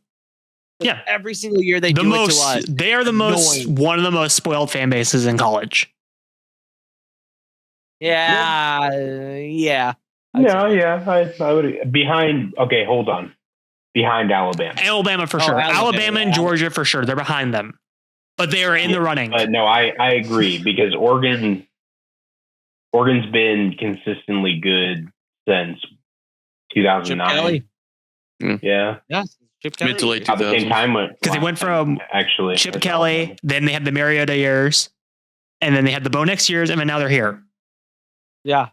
Yeah. There were a couple of guys in between that weren't great. Like Mark Defrich. He coached at Oregon when Nebraska beat him in 2016 at home. He ended up being not the greatest coach for them, but that was too short. I needed that to be longer. Who else was there? He was the coach Justin at Herbert. No. Well, yeah, the Justin Herbert years as well. Oh, yeah, Herbert. I forgot about how did I forget about Herbert? It's Miami right now. It's the guy who coaches Miami right now. That Mike Daniels? Mario Cristobal. Yeah, Mario Cristobal was there. And then the guy who coached Florida State a couple of years ago. Kenny Albert? What? Something? I can't remember. What's his name? Willie Tabbert. Willie Tabbert. Tabbert. Mm-hmm. Yeah, Tabbert. But yeah. Anyway, it was so satisfying to see the Huskers win and the Iowa Hawkeyes lose. It's always a great day. And you know what, Iowa fans, if you're in here, so it doesn't matter. We're the same record. And guess what? I hope we ruin your bowl chances of going to Tampa for the 18,000th time, because Tampa feels sorry for your asses because you guys suck. Anyway. Are you literally the same energy as like, come join us on the couch? I hate Iowa football. It's the worst. They're the worst. All right, Harris, what were the records last week for college? So in college, I'm sorry to out George. George technically does not count for college because he didn't send me any college votes, so he gets a not applicable in the rankings. Okay, I could have been an a-hole and put all 0 and 4. No, that's not okay. Okay, Luke, it's not fair. It's not fair. However, when we get to overall, you're gonna say something different. Oh, this is fucked. So Ryan is in third place with a 1-3 record. Damn. I'm in second with a 2-2 record. I went exactly 500. Luke's I went 3-1. Did I not? You went 3-1 in college. Yes, because you picked Washington. If you picked Wisconsin, 4-0, baby. Damn it. Well, no one was gonna pick Wisconsin. No, it was bad. Now, like I said, when we get to later in the show, you're gonna be regretting me putting non-applicable. I swear to God. If I'm still, I know what it is. I know what it is. Feeling about this. Anyway. All right, let's get into week 12 bets. Purdue at Washington. Washington's favored by 16.5. Over-under is 53.5. Washington is money line on Washington is minus 118. Purdue plus 110 or 102. Give me the over. I like the over here. Purdue can put up points as well. I like the over 53.5. I don't, and give me Washington minus. Give me Washington money line. I don't like 16.5 for you guys. Mm-hmm. I think it's going to be closer than that. I think it's going to be a 7-point game. I didn't like 11.5 against Wisconsin, and you saw what happened there. And I said, and I kept saying it the entire podcast. And he was like, "No, there's nothing to worry about. This is not a trap game." I'm like, Luke, yes, it is. I did say that, and I was totally wrong. But I like the over 53.5, and then Washington money line. Ryan, hold on, I was pulling something up on ESPN. Okay, it was the money line odds were throwing me off. I was like, "There's no way with that spread, it's that close." I got Washington money line. Is it that close? Or it is that close. I looked it up on FanDuel. It is. Yeah. Oh wait, no, Luke in college. Wait, it was Luke. I didn't do this. ESPN has plus 600 for Purdue, minus 1,000 for. Washington. I got Washington money line. I didn't do these college bets. This is all Luke. I get to sit back and this is very much me to do this. I was not in the right state of mind to do this one. George and Harris. Obviously, Harris going money line. Yeah, I mean it's money line Washington. The interesting thing with this game is with everything going on with the head coach with Washington, do they lose focus against Purdue? I'm going to take Washington with the money line, but I wouldn't be surprised if it's close. Yeah. And Harris? Obviously, I'm going Washington money line. If it was at Purdue, we would be talking a different story. But since it's in Seattle, I don't think they're going to lose. I think they're going to be pissed off, and they're going to. I think it's going to be a close game. I think it's going to be a little bit of an offensive shootout, but I think they'll pull ahead and win by 14. Okay. That's fair. All right. Next game is Texas at Georgia. Georgia's favored by 6.5. Over under is 48.5. I'm taking Texas plus 6.5. Wow. Yeah. I think I think Texas has a chance to rebound. They rebounded well against Vanderbilt. I believe they're coming off a bye week, if I'm not mistaken. So I kind of like Texas's plus 6.5. Georgia has struggled against big teams as of late, but we'll see. I like Texas plus 6.5. Sorry, can you say what I was laughing at? Because I'm writing it down on the sheet right now, so I don't forget. So I don't have to rewatch the episode. What did you say? I'm laughing at you picking Texas spread. I'm sorry. I just think that's funny. Oh. I think it's a smart move. No, I'm not saying it's a smart move. I'm saying the pun on words. Wait, say it again. I don't get it. Say it again. Texas spread. Okay. Right, I'm in Texas. I get it. Okay. Well, all right. Well, clapping them cheeks. Ryan.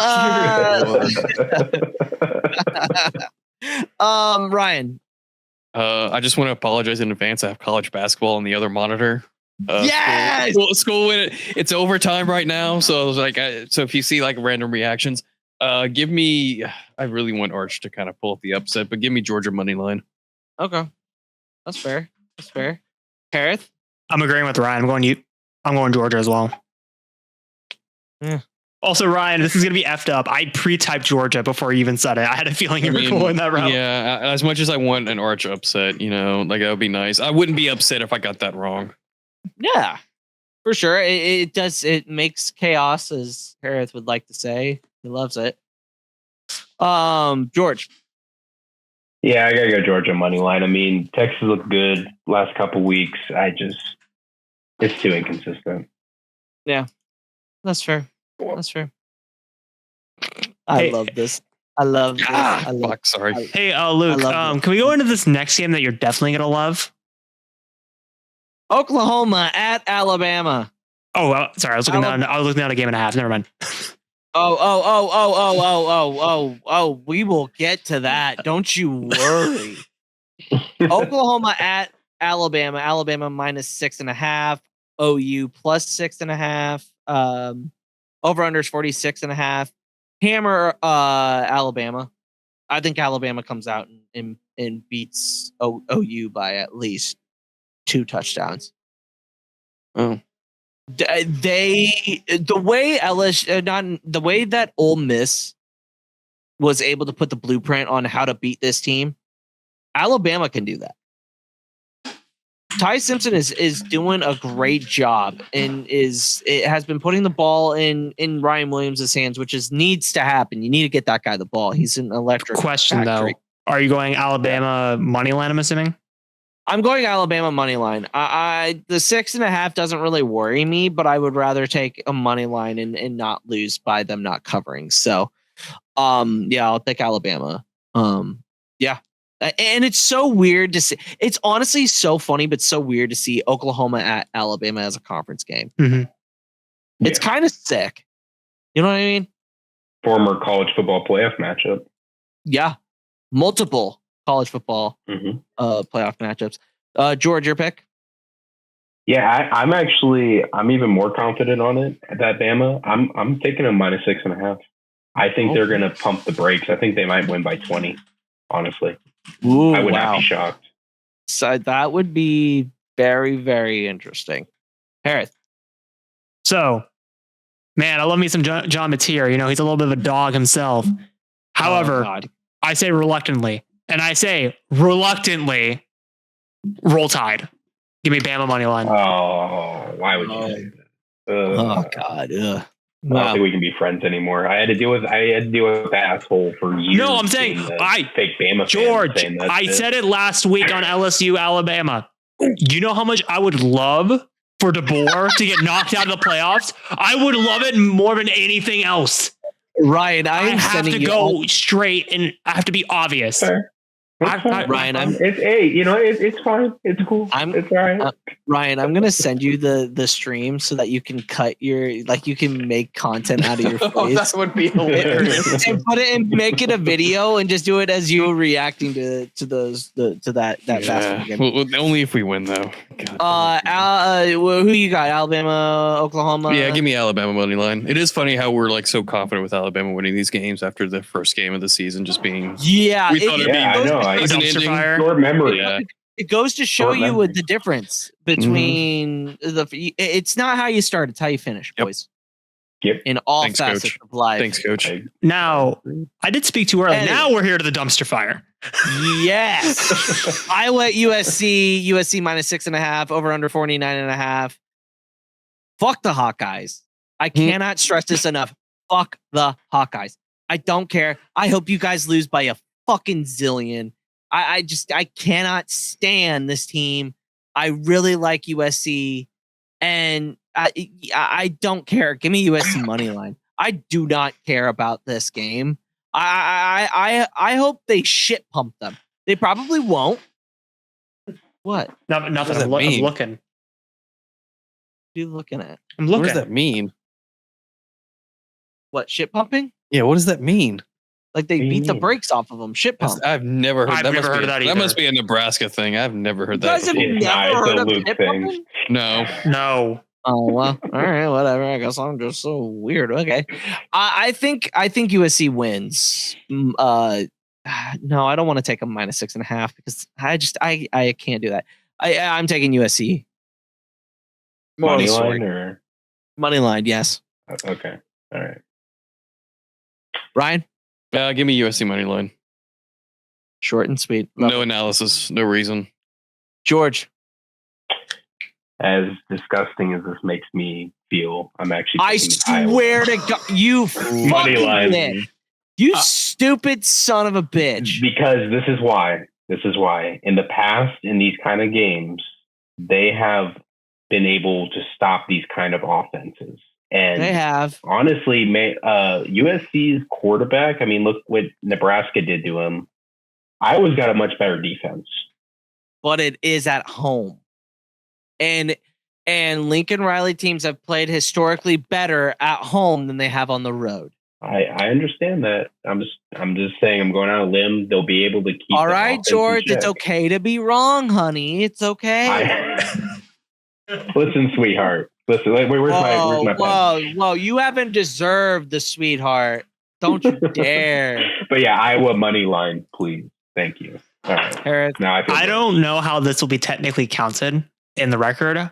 However, I am taking a page out of Luke's book. I love you, Ryan.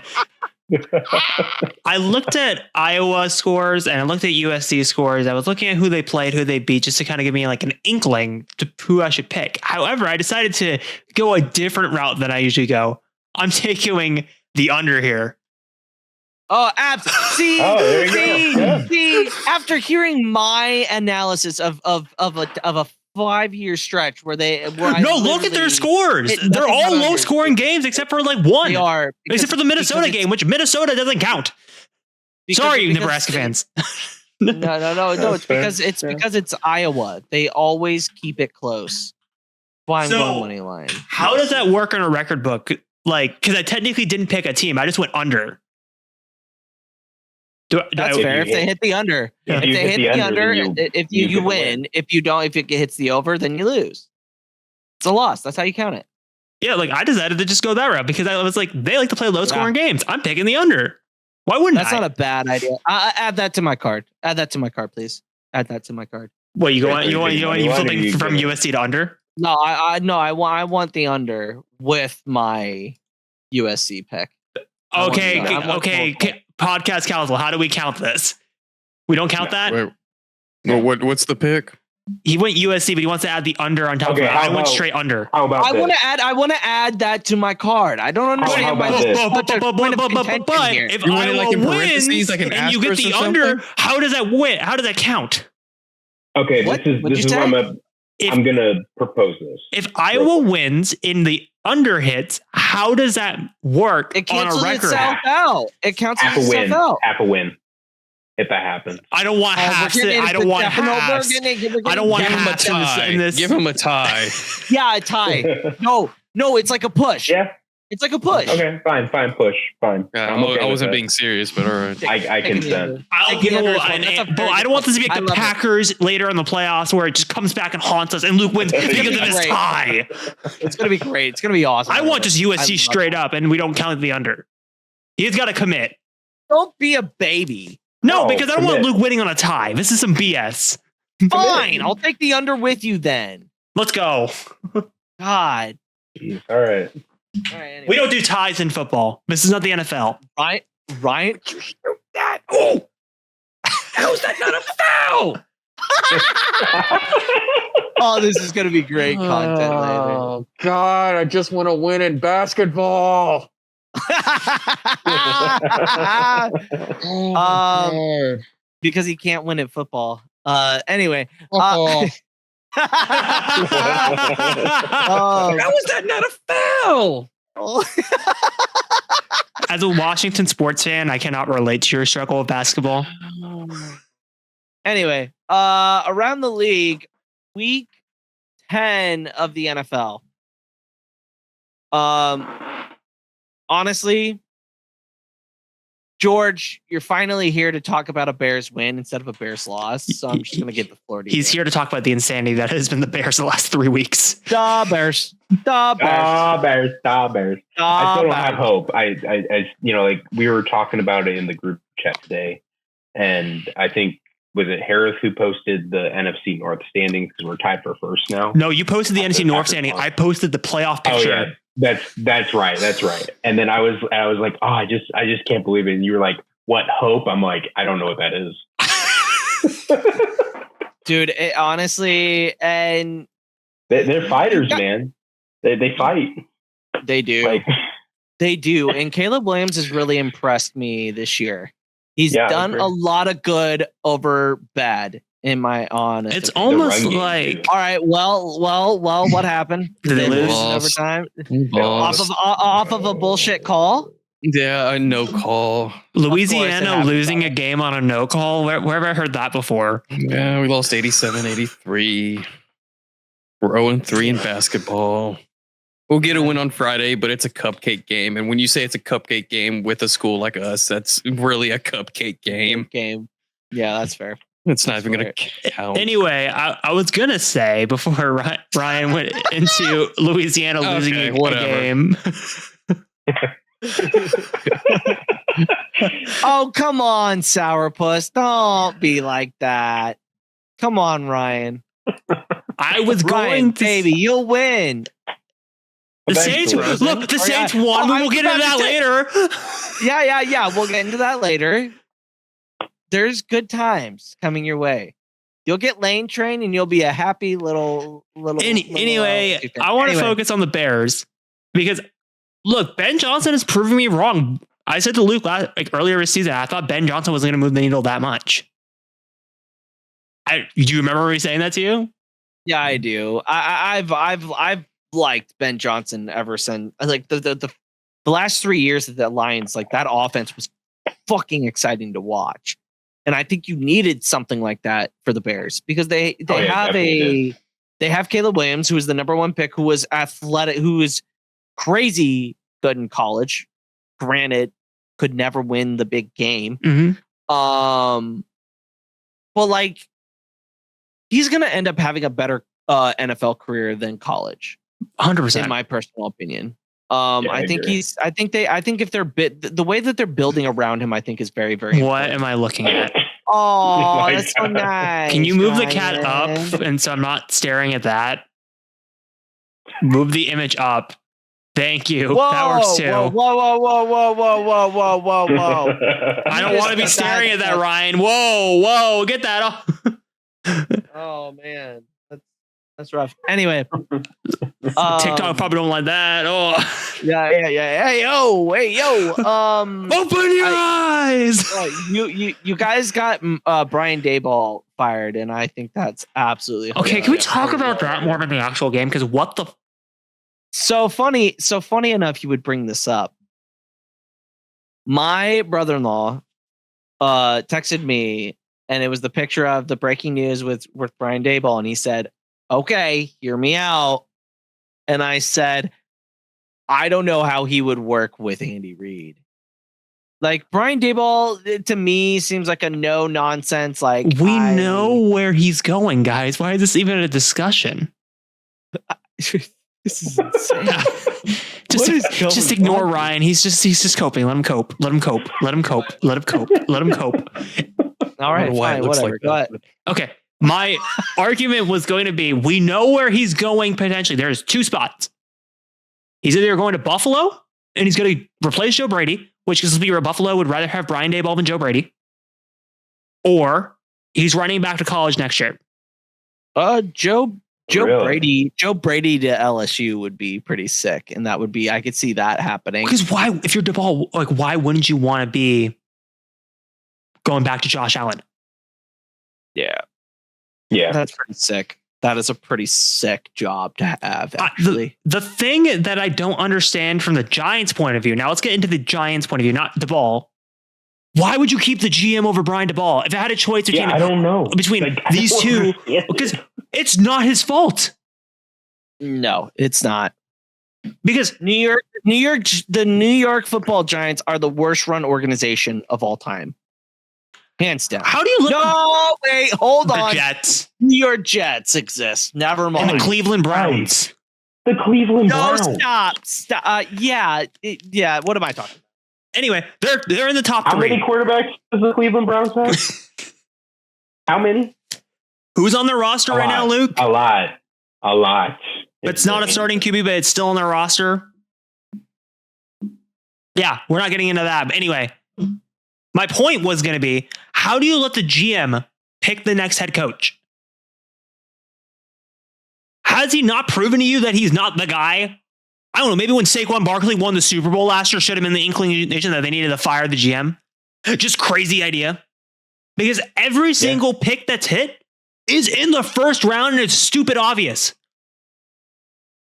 You're going to draft Abdul Carter. Abdul Carter was the best prospect in the draft. Jackson Dart was a little bit obvious. Again, people were making fun of him that he's a one-read quarterback, but it was a little bit obvious. Malik Neighbors was going to get drafted no matter what. That was obvious. Can you name me any picks, Luke, that the Giants have hit on that is in day 2 and day 3 in the last 3 years? I'll wait. Well, Gadaboo. yeah. Okay, there's one. Okay, there's one. You guys got one. Gadaboo. That's it. That's all I got. That's it. That was a good poll, though. That was a very good poll. That was very. I'll give you a good poll on that, but I'm saying this is why the GM sucks. The elite GMs know how to draft in day 2 and day 3. Look at Howie Roseman. Look at Jason Light. Look at John Schneider. Look at Brett Veach. Like, the Giants can't draft in day 2 and day 3, which is where the draft actually matters. I'm sorry. Round 1, I love round 1 as a fan, but round 1's just a spectacle. It's just my God, we got a chance. We're going to rebuild. We're going to I'm not going to spend my time watching day 2 and day 3 over the next couple of days. I'm just going to watch round 1. I'm going to feel happy. That it's for the media. You make your job in day 2 and day 3. 100%. You build Super Bowl rosters that way. Look at the Patriots. They were never in the top 5 picks. I'm biased as hell. Look at the Buccaneers. Most of our players right now are day 2, day 3 picks. Tez Johnson's a 7th round pick, and he's our number 2 receiver. Seattle Seahawks. Mm-hmm. Those Pete Carroll years. Yeah. They knew how to build talent. So, and that's. You're right, Harry. I mean, yeah. Honestly, besides Gadaboo, if we're just talking like just the last 3 years, I can't name one other player in day 2. Yeah, because Odell was first rounder. Right. Most of their picks have been obvious. Saquon Barkley was day 2, day 3, but they cut him away. Prince Amukamara. Well, that's 10 years ago. That was 10 years ago, Luke. I'm talking about this current GM administration. No, and he was a first-round draft pick, too. Sterling Shepard. Oh, yeah. Ooh, wow. But it wasn't under his current GM, was it not? No, it was. That was during the Odell years. That was like 4 years ago, so you're right. That's out of the timeline. Yeah. 3 years. Let's see. Yeah, no, you're right, dude. Yeah, I concede. Unless a Giants fan just comes in here and goes, "You forgot about this guy." And then no, because all their picks have been obvious. Yeah, they have been obvious. I agree. Ryan, do we summon Ryan back? No, this is all you're getting. Ryan, sweetie, come back. Ryan, we're gonna give you a happy time. No, Ryan, are we still Ryan, on Bears or we went to the Saints? We're going to the Saints. No, we're on the Saints. I'm gonna be honest with you. I didn't watch any games this week. You didn't watch the Saints? You didn't watch the Saints defense clutch up? Ryan. Hang in there, baby. God damn it. You didn't want to watch Tyler Shough get his second or his first win as an NFL quarterback? Hey, I mean, it was a good performance. And, we're technically tied for second in the division. So, That's a shitty division, dude. No, Ryan. No, you're not. You're still 4th by a long shot. The Panthers if you count the division records, only the division I'm talking records. about overall records, Ryan. Well, the NFL is stupid. Time out. You both are wrong. It's the 5th team because you know who is the best team in the NFC South? The New England Patriots. The New I know. England Patriots. I know. Shut up. Are we segueing already over to the next one? I'm fine with that. Oh, you're not going to talk about Chris Olave's insane touchdown? Oh, we're not going to talk about that? Yeah, that was cool. I got. Yeah, I mean, I will say real quick, real quick. Because I did have him starting in fantasy. So, you know, what did the Saints get for that trade? For the I don't remember. It was draft picks, wasn't it? It was a 4th and a 6th for what? Reed? Yeah, that's value. We'll see. Those might end up those. Hey, 21 points from Olave for fantasy. Yeah.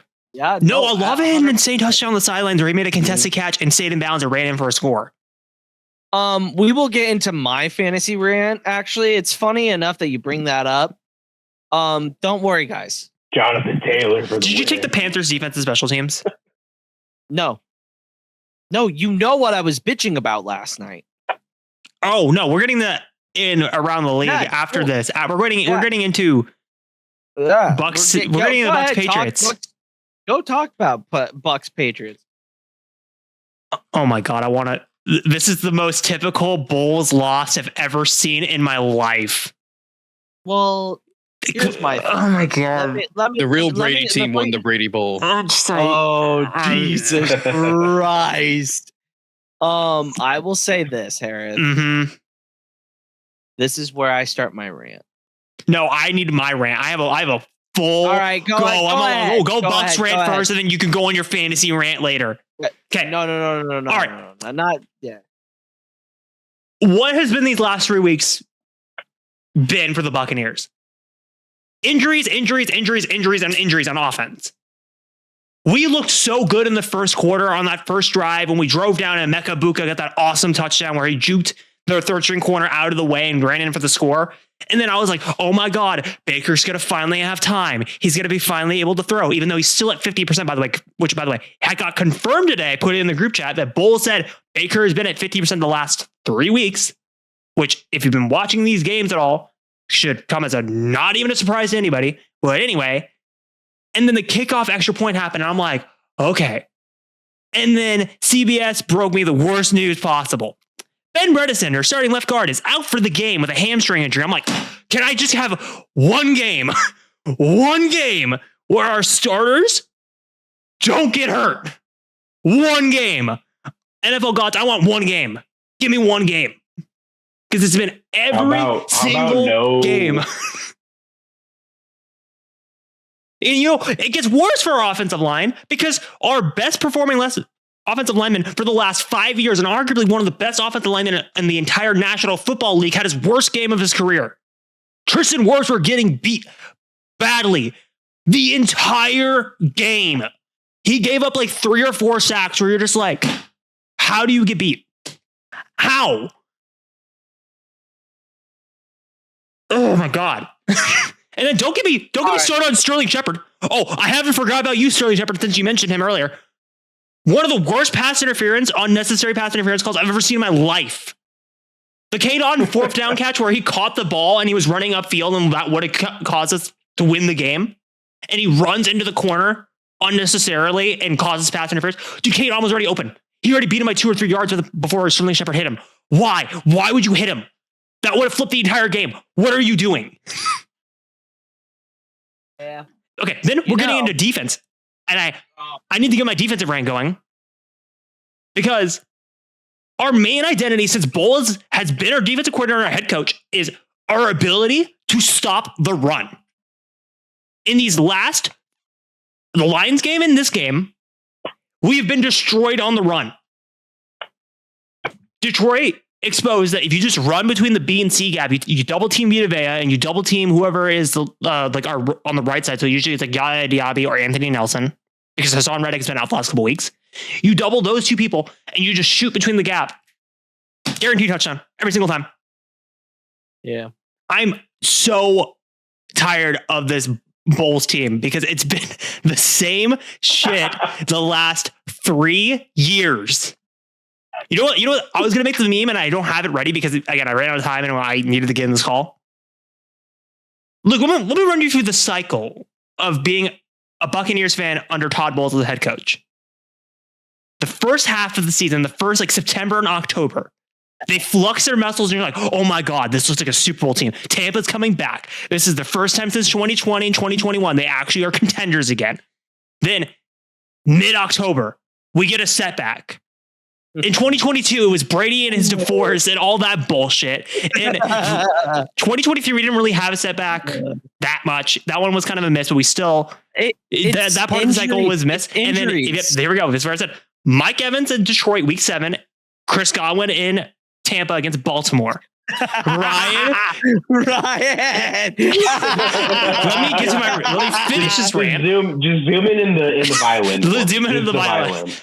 Then I'm making it fit in the. Then in November, we lose 2 or 3 games we shouldn't lose. This year, I'm telling you right now, I'm going to spoil one of my picks. It's New England, Buffalo, and the Rams. We're going to lose those 3 games. I'm telling you right now, we're going to lose those 3 games. We already lost one of them. We're going to lose the other 2. You watch. Then I hope Harris gets so insanely high on the Bucs that it just turns around. No. I did this the last 2 years. I learned my lesson. I'm not doing this again. Because you know what happens? We start playing easy components and then we're like, oh my God, never mind. Maybe I was wrong. Maybe Bowles is going to get this under control. Because remember last year, it was the 6-game stretch against the Giants and the Chargers and the Panthers and the Saints and the Falcons. And we're like, oh, never mind. Maybe I was wrong. So I'm tired of this team because you know what happens after that? We go into the playoffs and we feel really good about ourselves and then we lose. I love the fact. All right. I feel like this is the definition of insanity. I've seen this shit so many times. I will say this. Patriots fans have it way too easy now. No, but they didn't, and here's my problem. They didn't suffer enough. No, they didn't. They didn't suffer enough before losing Brady, from losing Brady to getting Dax, Drake May. Yeah, Drake May. Well, no, don't forget. In 2021, they were a good team. Do not forget that. Yeah. Mac Jones looked really good that year. No, they were a playoff team, Luke, and they lost in the first round. Don't forget that. All right. Well, okay. Anyway. They don't deserve, but you understand what I mean. No, like Patriots fans needed to suffer more before getting this fucking good. Also, Luke, the worst part about this game. Remember our playoff predictions at the end of last episode? I got proven right, and I hate that I got proven right against my team.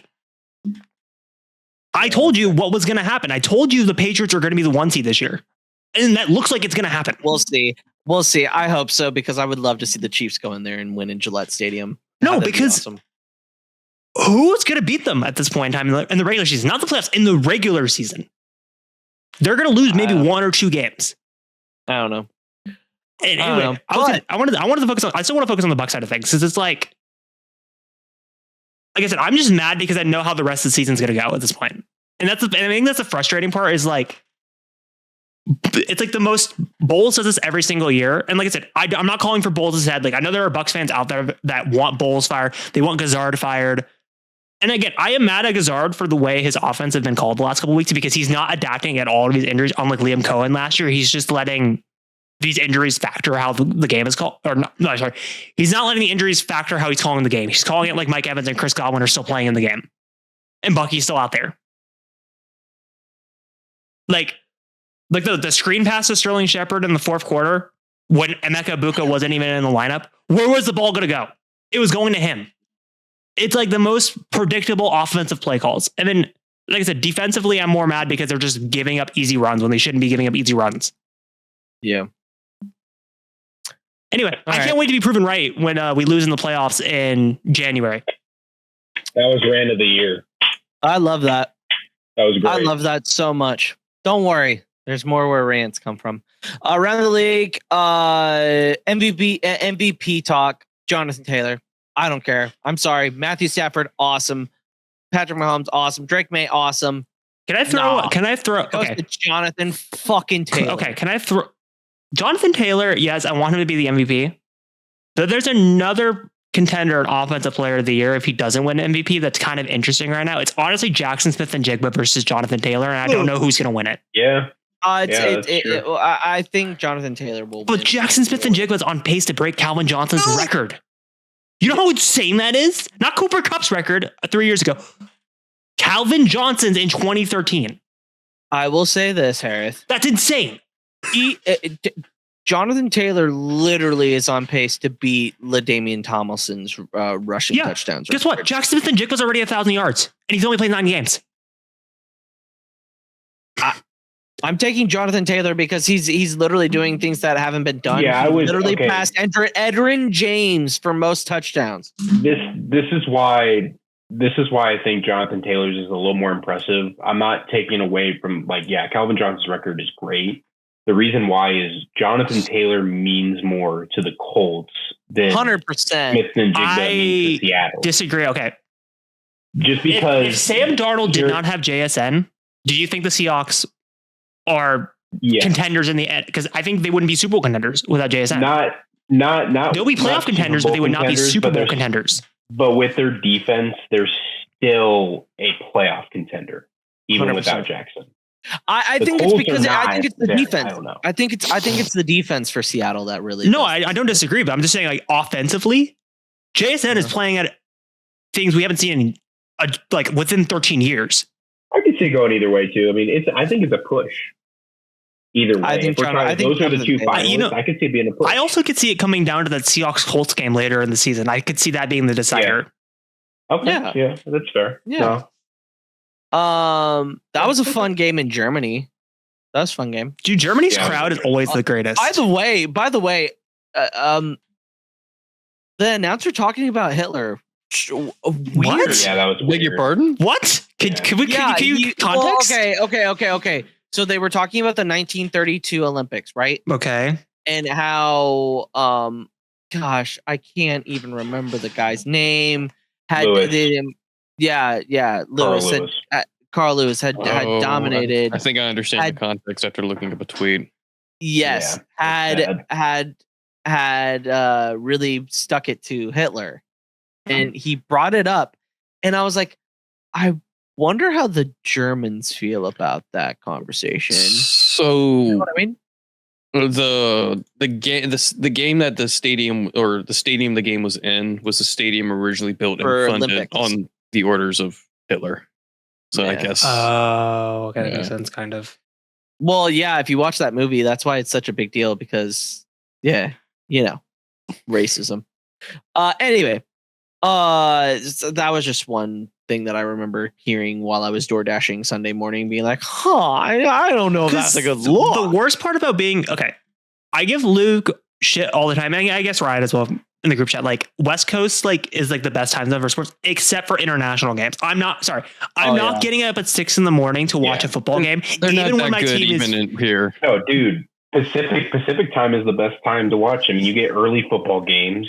The late games are not that late. I mean, Luke gets the schneid because look at him now. He's about to pass out on us. I mean, it's only 10 o'clock over there. Stop it. Yeah, dude hasn't even taken his edible yet. Yeah, when games go to overtime and Sunday Night Football or college football late at night, I'm like, hell yeah, let's go. I want more football. And then you guys are like, please just let this game end. Oh my God, end it. Anyway, moving on. Bills get dog walked by Miami 30-13. What the happened? What is up with it? Why is it always always the middle of the season? It happens every year. Guess what? They beat us and then they crumble. Happens every single fucking year. Every year. Okay, do they crumble afterwards, or do they get caught looking ahead? They blow they blow their load. They blow their load on the Chiefs, and then they fuck off. This is the thing. I don't think it really matters whether they're looking ahead or whether it's because they beat a good team. Either way, as good of a head coach as they have, you cannot let this consistently happen. Every year. Because I know we're not talking about it in around the league, but an example of a team looking ahead is the Denver Broncos on Thursday Night Football. Because you cannot tell me they're not looking at the Chiefs. Any way around it. Get ready for them cheeks to be clapped because we'll get to it. The Broncos are frauds. Okay, but the Bill side of things, fraudulent. The James Cook rare fumble, the Josh Allen rare fumble, James Cook getting contained at all makes zero sense to me. The man has been averaging 100 yards the last 3 games. Best running football team in the NFL, and they cannot do anything. Why would you go away from running the ball? It's just, fuck. And then that plays into my fucking rant. Fantasy rant? And yes. I needed 3 fucking points to win my fantasy game. Did you have James Cook on your team? Yes. And then I had Josh Jacobs and AJ Brown. I think you should just trade AJ Brown. At this point. They should. Because that's bullshit. You throw it to never mind. It was just really surprising to see Miami come out and dog walk the Bills, which isn't a good thing because the Bills need to win out. They need the Patriots to lose. I even think if they win out, I still think they're losing the AFC East. The Patriots schedule is so cupcake. The hardest game was our game. The division. I don't think they can. They play the Browns. They play the Jets twice. They play the Dolphins one more time, and they play the Bills. Yeah, and I think they play the Titans in that stretch too, where it's like they're not losing another game, guys. They'll drop maybe 1 or 2. That's like a game they shouldn't drop, but they're at most dropping 2 games. They're cruising to the number 1 seed. We'll see. Jags collapse and waste away a golden opportunity. I love it. You smug motherfuckers. I should be loving this. You thought you were gonna get that over the Chiefs. Not so fast. Here comes Davis Mills. I should be, as a Bucs fan, like wallowing in loving Liam Cohen losing because it's like the greatest thing ever after last year. But it's like, if you're the AFC and you're the Jaguars, how do you not take your foot off the gas and do not let Casey back into this shit? How? Yeah. You know they're breathing on your neck. Keep them in the bubble. Guess what? You can't kill the evil empire. We always somehow Palpatine returns. Somehow Patrick. Actually, if we're doing the first order, final order bullshit, it's actually the New England Patriots because somehow the Patriots have returned. It's not the Chiefs. That's true. Anyway, what I was going to say about this game is just I'm how the Texans are doing these insane 4th quarter comebacks the last couple of weeks where you're just like, what the fuck? They look like a real football team. Why does Davis Mills look better than CJ Stroud right now under the offensive line? Not playing like, I think it's skill wise. I'm just saying like, does CJ Stroud holding the ball too long? Like what is going on over there in Houston? It's so funny because it's literally the same thing with the Nebraska Cornhuskers at quarterback. It's literally one guy playing with all the pressure on the world on him. The other one not having expectations at all and balling out. The thing I'm mad about with Houston the last couple of weeks with the CJ Stroud injuries, it's like, I think they're turning CJ Stroud into David Carr 2.0, and I hate it. 100%. That just is, don't waste a talent like that. You just can't. Maybe here's an idea. Maybe don't trade away your best offensive lineman to the Commanders. Yeah, no shit. That was dumb. Ryan. Yeah, Tunsil. Still there? Yeah, I'm here. No comment. Damn. Do you got any comments for the next game? The group chat rant of the century. The worst Monday Night Football game of all time. Oh my god! Glad I couldn't watch that one. Go ahead, Ryan. No, go ahead. No, go ahead. Do you have a fantasy rant, Ryan? Did you lose? Actually, no. No, I won fantasy this week, but I was gonna say nothing screwed me over in fantasy this week. No, this is bullshit. I don't think I had. No, I don't have any Eagles or Packers players. No. Whoever took the under in this game, genius. The 0-0 when it was like the 2-minute warning, I think I was texting Luke. I was like, I want 0-0 at this point just for the insanity. Yeah. Can we talk about the inside zone on 4th? Dude, that's what made me crash out. Have you guys, the meme are you fucking of him on his iPad, and it's just all the inside zone plays from Madden? No, but it's that also made me mad because it's like, what are you doing, Matt LaFleur? How are you not prepared for this game? You have to go over to your fucking playlist or your playbook and go, okay, I need more of this. And like, God, Did you not prepare enough? Do you not have it written down on your play sheet? I don't understand. Also, how do you not do it at halftime when you have 10, 15 minutes to spare? Why are you doing it in the middle of the first quarter? They got so lucky with that Christian Watson catch on 3rd and 13. Oh, no. I'm not saying that. I'm not saying that they got lucky on that, but you know what they got even more lucky on? The fact the Eagles on 4th down decided to throw it and threw an incomplete pass, which stopped the clock with 30 seconds left, and all they needed was 25 yards to get into field goal range. And they still blew that. And fucking misses it. You know what made me crash out about that specific drive? I think it was Romeo Doubs, but correct me if I'm wrong. I'm sorry if it's not Romeo Doubs. If it's another receiver, running the ball to the center when there's like 10 seconds on the clock, instead of running it to the ref, which costed them 2 additional seconds. And when they spiked it, they had about 5 seconds left? Yeah, it wasn't. If they spiked it with 7 seconds left, they could have ran another play instead of going for the Hail Mary and then having 2 more seconds on the clock. Yeah. They could have ran a play, get 10 or 15 yards or 5 yards, and then get closer into field goal range instead of trying to kick a 64-yard field goal, which, by the way, Eagles smartly used a timeout. And by the way, when they smartly used a timeout, the kicker was a yard away from missing it. Next time they ran a field goal, he missed it so bad it looked like a block. Yeah. It was like 15 yards to the left.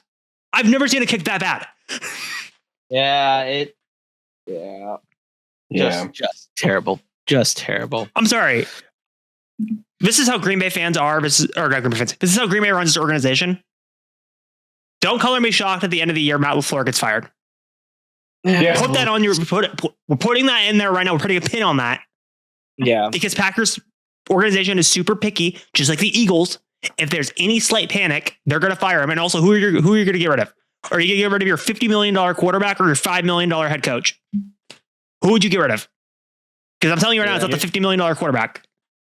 No, yeah. 100%. 100%. All right, Harry, hit us with the NFL records? NFL records. Oh boy, I can't wait for this garbage. Why, Ryan? Not getting that. So, hit us with those rankings. In last place in the NFL, we have Luke at 8-6. In 3rd place, because George could not give me his pick before Thursday Night Football at 8-5. Oh, you fucking son of a bitch. You are a piece of shit. Fuck you. In 2nd place, I have myself at 9-5. Or sorry, 9-6. Oh, look, Ryan got first. Time to die. No, 9-5. I got that right. Ryan's at 10-4. Ryan's 10-4. Time to die. Wow. And now let's get into our overall rankings. And in last place, we still got Lucas right here. This is bullshit.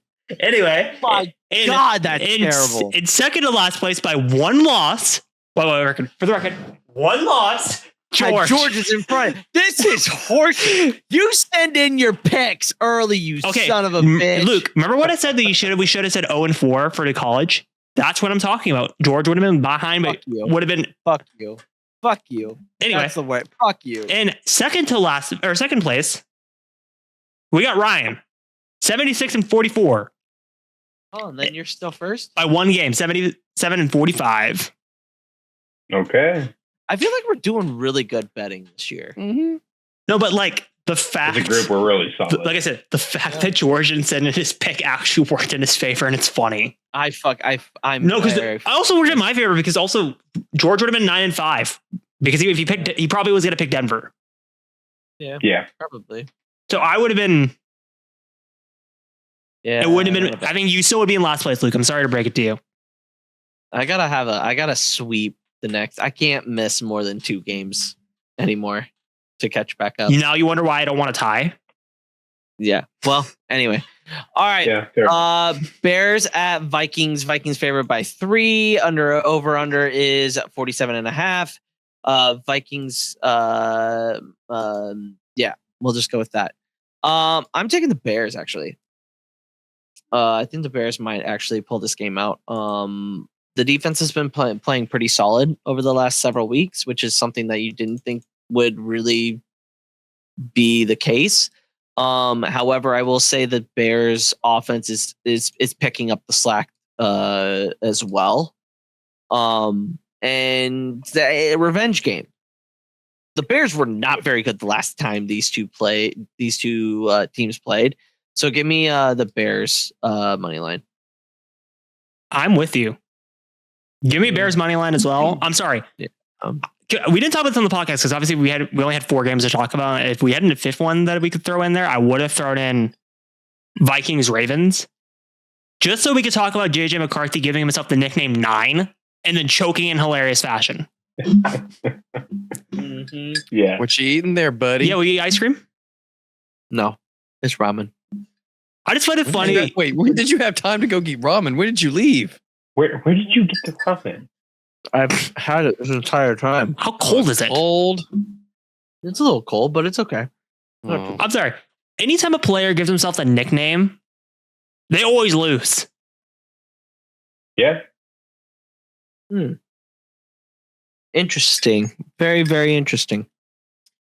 Oh, so yeah, I'm picking the Bears 9. I'm sorry, you're not winning this game. George, who do you got? Yeah, I'm a roll with my team. I'll roll with the Bears. Yeah, just I think we're gonna slaughter JJ. To be honest. Ryan? I got Bears money line. I found myself, I didn't do this on purpose, picking a lot of the visitors winning this week, and that's one of them. Wow. So in that same vein, we got Bucks at Bills. Bills minus 5.5. Over unders 47.5. It's actually one of the few games where I got the home team winning. I picked the Bills. It's just the one exception. There's a couple of others, but yeah. I am actually going to go with Bucks plus 5.5. I think y'all cover. I don't know if y'all win. Y'all have to play your best game of the year to get back on track. And Josh Allen and those guys off of a loss are kind of juggernauts. But I do kind of like the Bucks plus 5.5. Go on. Do you want me to go or do you want George to go? Somebody's got to go. Somebody go. I think Right, George. I'll go. All right. So the Bills have the number 1 rushing offense in the league, and we know what they do when they run the ball, when they actually do it. But I don't know. I think the Bucks are going to do something. So give me the Bucks money line. All right. And Harris? I am so tired of Bulls losing games in November that he should not be losing. And the fact that the Miami Dolphins could not, could you not move out of the way and let Buffalo beat you and have a normal win? Not anything exciting, just a normal win. Keep it on schedule. You can have your fun time to get a top 5 pick in the NFL draft. I know players aren't thinking about that. I know coaches aren't thinking about that. But can you please, for the sake of my fandom, just do it. So Buffalo isn't pissed off because they're going to be mad as a mother effer. They're going to be wanting to prove something today. Give me Bills money line. Wow. I want the Bucks to prove me wrong. Bulls, prove me wrong. Please. I'm tired of this. Well, I can tell you right now, you're not going to catch me going against my team. Chiefs at Broncos. Chiefs minus 3.5. Fucking Chiefs, dude. This game makes zero sense. Like it, and here's the thing: the Broncos are, we're 7-2, 7-3 against who?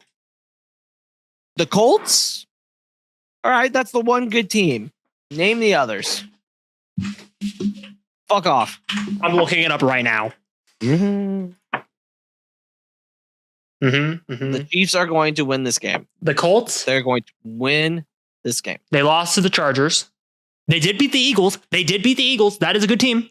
You can't give that technicality out. Even though their offense is horrible this year, you can't. I roll. That's fine. You can't give it to them. That's one team. Okay, that's the 2. You get 2. 2. I don't count the Chargers. So realistically, one. I'm sorry, the 7-3 Chargers who have a better record than you right now, Luke. Man. They're 7-3. Come on. They're not winning impressively, and neither are nobody in the AFC is impressive. But I think the Chiefs. Fair. Harris, we put 31 up the week before on the Raiders. The Broncos couldn't even score 10. If we're talking about impressive teams in the AFC, I just watched them last week against my team. It's called the New England Patriots. Yeah. All right, whatever. And also the other team we talked about earlier, even though they choked against the Steelers and you prove that you take out Jonathan Taylor, it's the Indianapolis Colts. So you can't say the Chiefs are the number one team in the AFC right now, Luke, offensively. No. No, they aren't. But they are the best team in the AFC West. When they're third into the division? Ooh. And guess what? We're gonna be first. I'm not proving you wrong. I'm okay. Can we get to my pick? Yeah, go ahead. We know the Chiefs are winning this game because they played their best after the bye, but I'm telling you right now, Denver's winning the other game later in the year. I've said it the entire podcast, and I will still say it every single week. Nope. Not happening. Not happening. What are you, Walter from Breaking Bad? That's not going to happen. That's not going to happen. Jesse, what the fuck are you talking about? Jesse, what the fuck are you talking about? I'm the one who knocks. I am the one who knocks. Wait. If this is Breaking Bad and Better Call Saul, I'm dangerous, Skyler. So the Chiefs are Walter White. Are the Broncos Gus Fring in this situation? The Chargers. The Raiders. Wait, hold on. The Raiders are Skyler. Oh no! No. Oh no! All right, George, your pick. Oh, as much as I want to pick Denver so bad, I initially picked Denver and then I reflected on it, and yeah, the Chiefs are coming off a bye, so Chiefs money line. Fuck off. Yeah. Oh okay, I did add that. Okay, I added Brian, that. I added the fifth game. Yeah, Ryan. I picked Chiefs money line, even though I now want them to stay third in the division after your brief little comment of being so confident, but I'll stick with my gut. Here we go. Seahawks at Rams. Seahawks -3. Over unders 48.5. Give me the Rams. Matthew Stafford is playing so freaking well, out of his mind right now. Devontae Adams and Puka Nacua are having amazing seasons so far. Yes, Harris, I understand that the defense for Seattle is legit. They are good.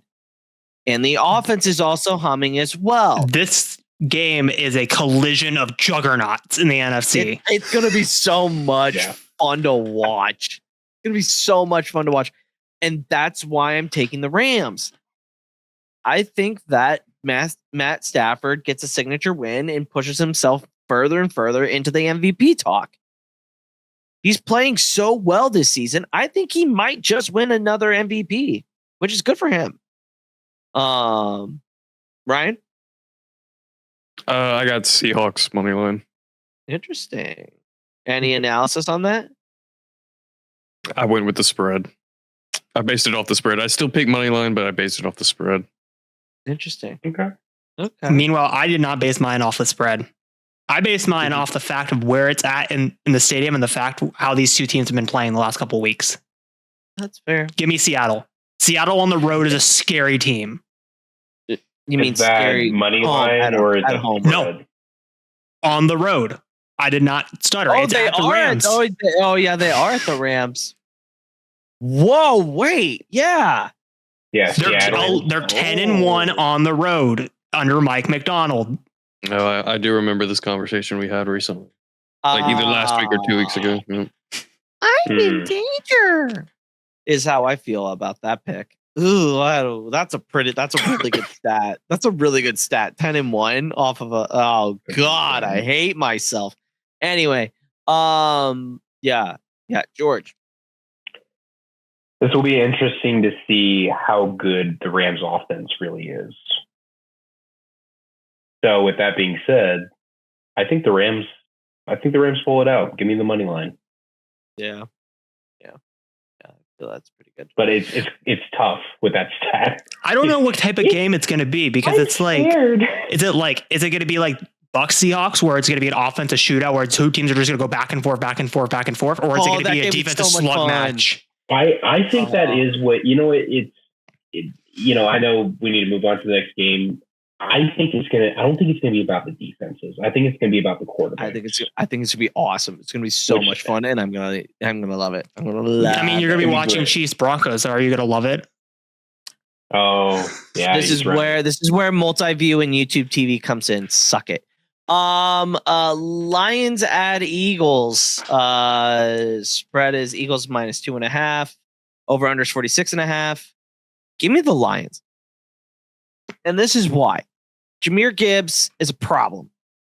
Man is also I like years for running backs. Jahmyr Gibbs is just having himself a career year.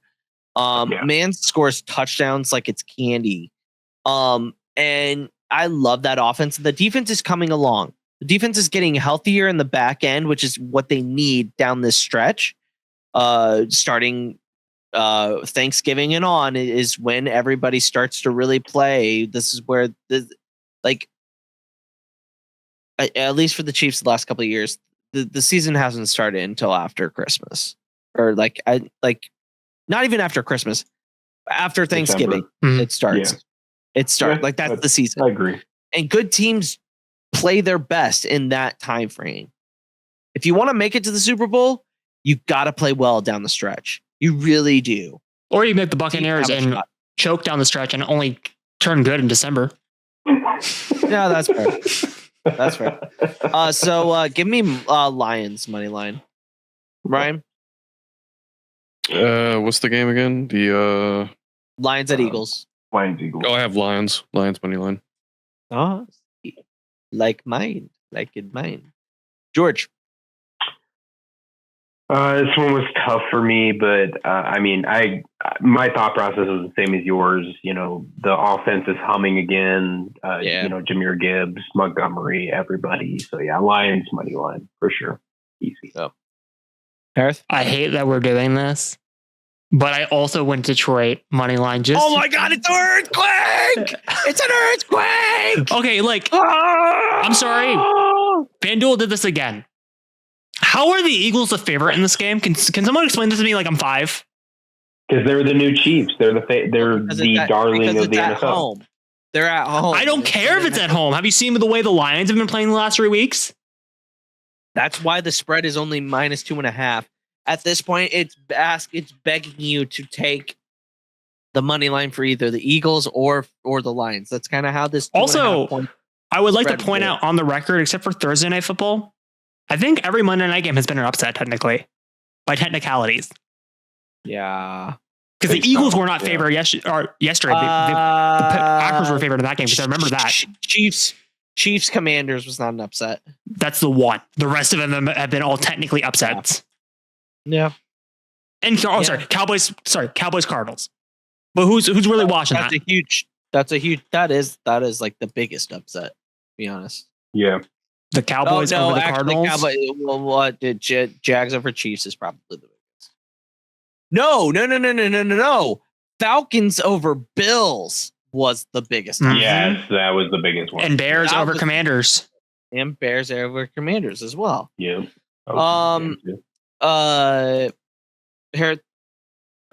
Earthquake. Got it. All right. Harith, I will do my picks first. Yep, because you don't have a graphic because I don't have a graphic this week. Womp womp. I've got the Patriots. I've got the Commies, Panthers, Buffalo, Houston, Bears, Packers, Steelers, Chargers, Rams, 49ers, Ravens, Chiefs, Lions, Dallas Cowboys. Those are my picks. All right, who do you want to go on? Ryan. Want Ryan first? Show your face, you coward. Yeah, I'm good. What the fuck? So I have Patriots, Falcons, Chargers, Packers, Texans, Seahawks, Chiefs, Cowboys, Dolphins, Bills, Bears, Bengals, 49ers, Ravens, and the Lions. Dang. I don't think there's anything out of the ordinary there. Oh yeah, and your Saints are on a bye. Yeah. Much needed bye. Yeah. We'll see. All what right, that does. George. Sorry, give me George. All right, so I got Patriots, Panthers, Chargers, Green Bay, Texans, Los Angeles, Broncos, Cowboys, Dolphins, Bucks, Bears, Steelers, San Francisco, Baltimore, and the Lions. And Harris Productions. Oh, sorry, I switched. Sorry, I went with the Chiefs. I switched. So not Broncos, Chiefs. Sorry. Okay. Yeah, that's right. I went Patriots, Commies, Falcons, Bills, Chargers, Bears, Packers. I actually went Bengals over Steelers because I feel like their season's on the line. The fact that Joe Burrow is going to be back in 2 weeks, this is do or die for the Bengals. Fair. Because they're not beating the Patriots next week. Texans, 49ers, Seahawks, Ravens, Chiefs, Lions, and Cowboys. Damn. All right. That's it. That's how that is the end of this episode of Gridiron Guys. May the odds be ever in your favor. I hope I get back to winning. Do we have like a wager on if the person that gets first? Like, is there like a fun little game that we like that we want to do? I mean, we're going to go into NFL playoffs and college playoffs, I'm assuming. Oh yeah. So like at the end of the year, we can we didn't get George's 2 early playoff predictions like we did last week because that was fun insanity for the 3 of us. Yeah. No, we don't have time for that. We don't have time for that. No.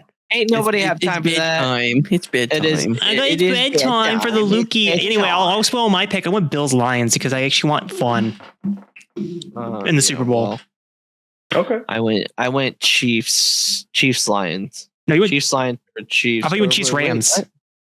Oh yeah, Chiefs Rams. That was mine. Chiefs Rams would be I fun. love Ryan's. I love Ryan's. What was What? it again? I know you picked like Lions. Or no, you picked Rams. I thought Mine's Patriots, Rams Bills, and then you put a $10 bet on the Saints making it Oh yeah, I never did that. 10,000. Oh, you never did it? No, I never did. Oh, you coward. No, that's a waste of $10. You're throwing that away. They ain't making the playoffs. They're mathematically eliminated, aren't they? I think if they win out, they can. They still are not mathematically eliminated until lost wow, now. that's Like a 1% crazy. chance. Plus, remember, it's the NFC South. You can go under 500 and make the playoffs. You can go That's 9-8 and make the playoffs. That's fair. That's definitely fair. But Ryan, where can the good people follow you on the social medias? They can find me at RyanPW_ over on Twitter and TikTok. And on Thursdays. Yeah, on Thursdays on the Podwans, doing our Mandalorian rewatch. I guess I'm a semi-regular. I don't know. No, you are a regular. We've already discussed this. Whether you like, I didn't want to say anything because I was like, oh, okay. But you're part of the rotation now. Actually, you're there is no rotation. There is no rotation. You are the fourth. God. You are the fourth. So there you go. So Great, that's another evening gone. I'm kidding. Oh, you act I'm as if it's kidding. not a fun time. I'm kidding. Except for today's episode, which I will say I'm more involved in Star Wars discussion than football discussion. I will say that. So it is. yeah, but it's always fun to get your perspective, though. Except for when LSU basketball is Harris? happening. Yeah, no, it wasn't LSU basketball. I don't care about LSU basketball. It was alma mater. It was Northwestern State basketball. Yeah. George, where can the good people follow you? Yeah, you can follow me at Greek Freak on Instagram. And now Harris, where can the good people That follow was you? a really weird. You went like me, and then you went, nah, George. Yeah, I changed my mind.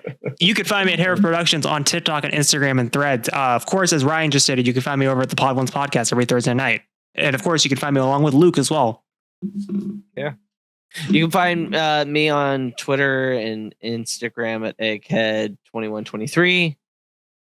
You can follow me on TikTok, Twitter, and Instagram on Jedi Master Eggs if you want my like Star Wars by myself content.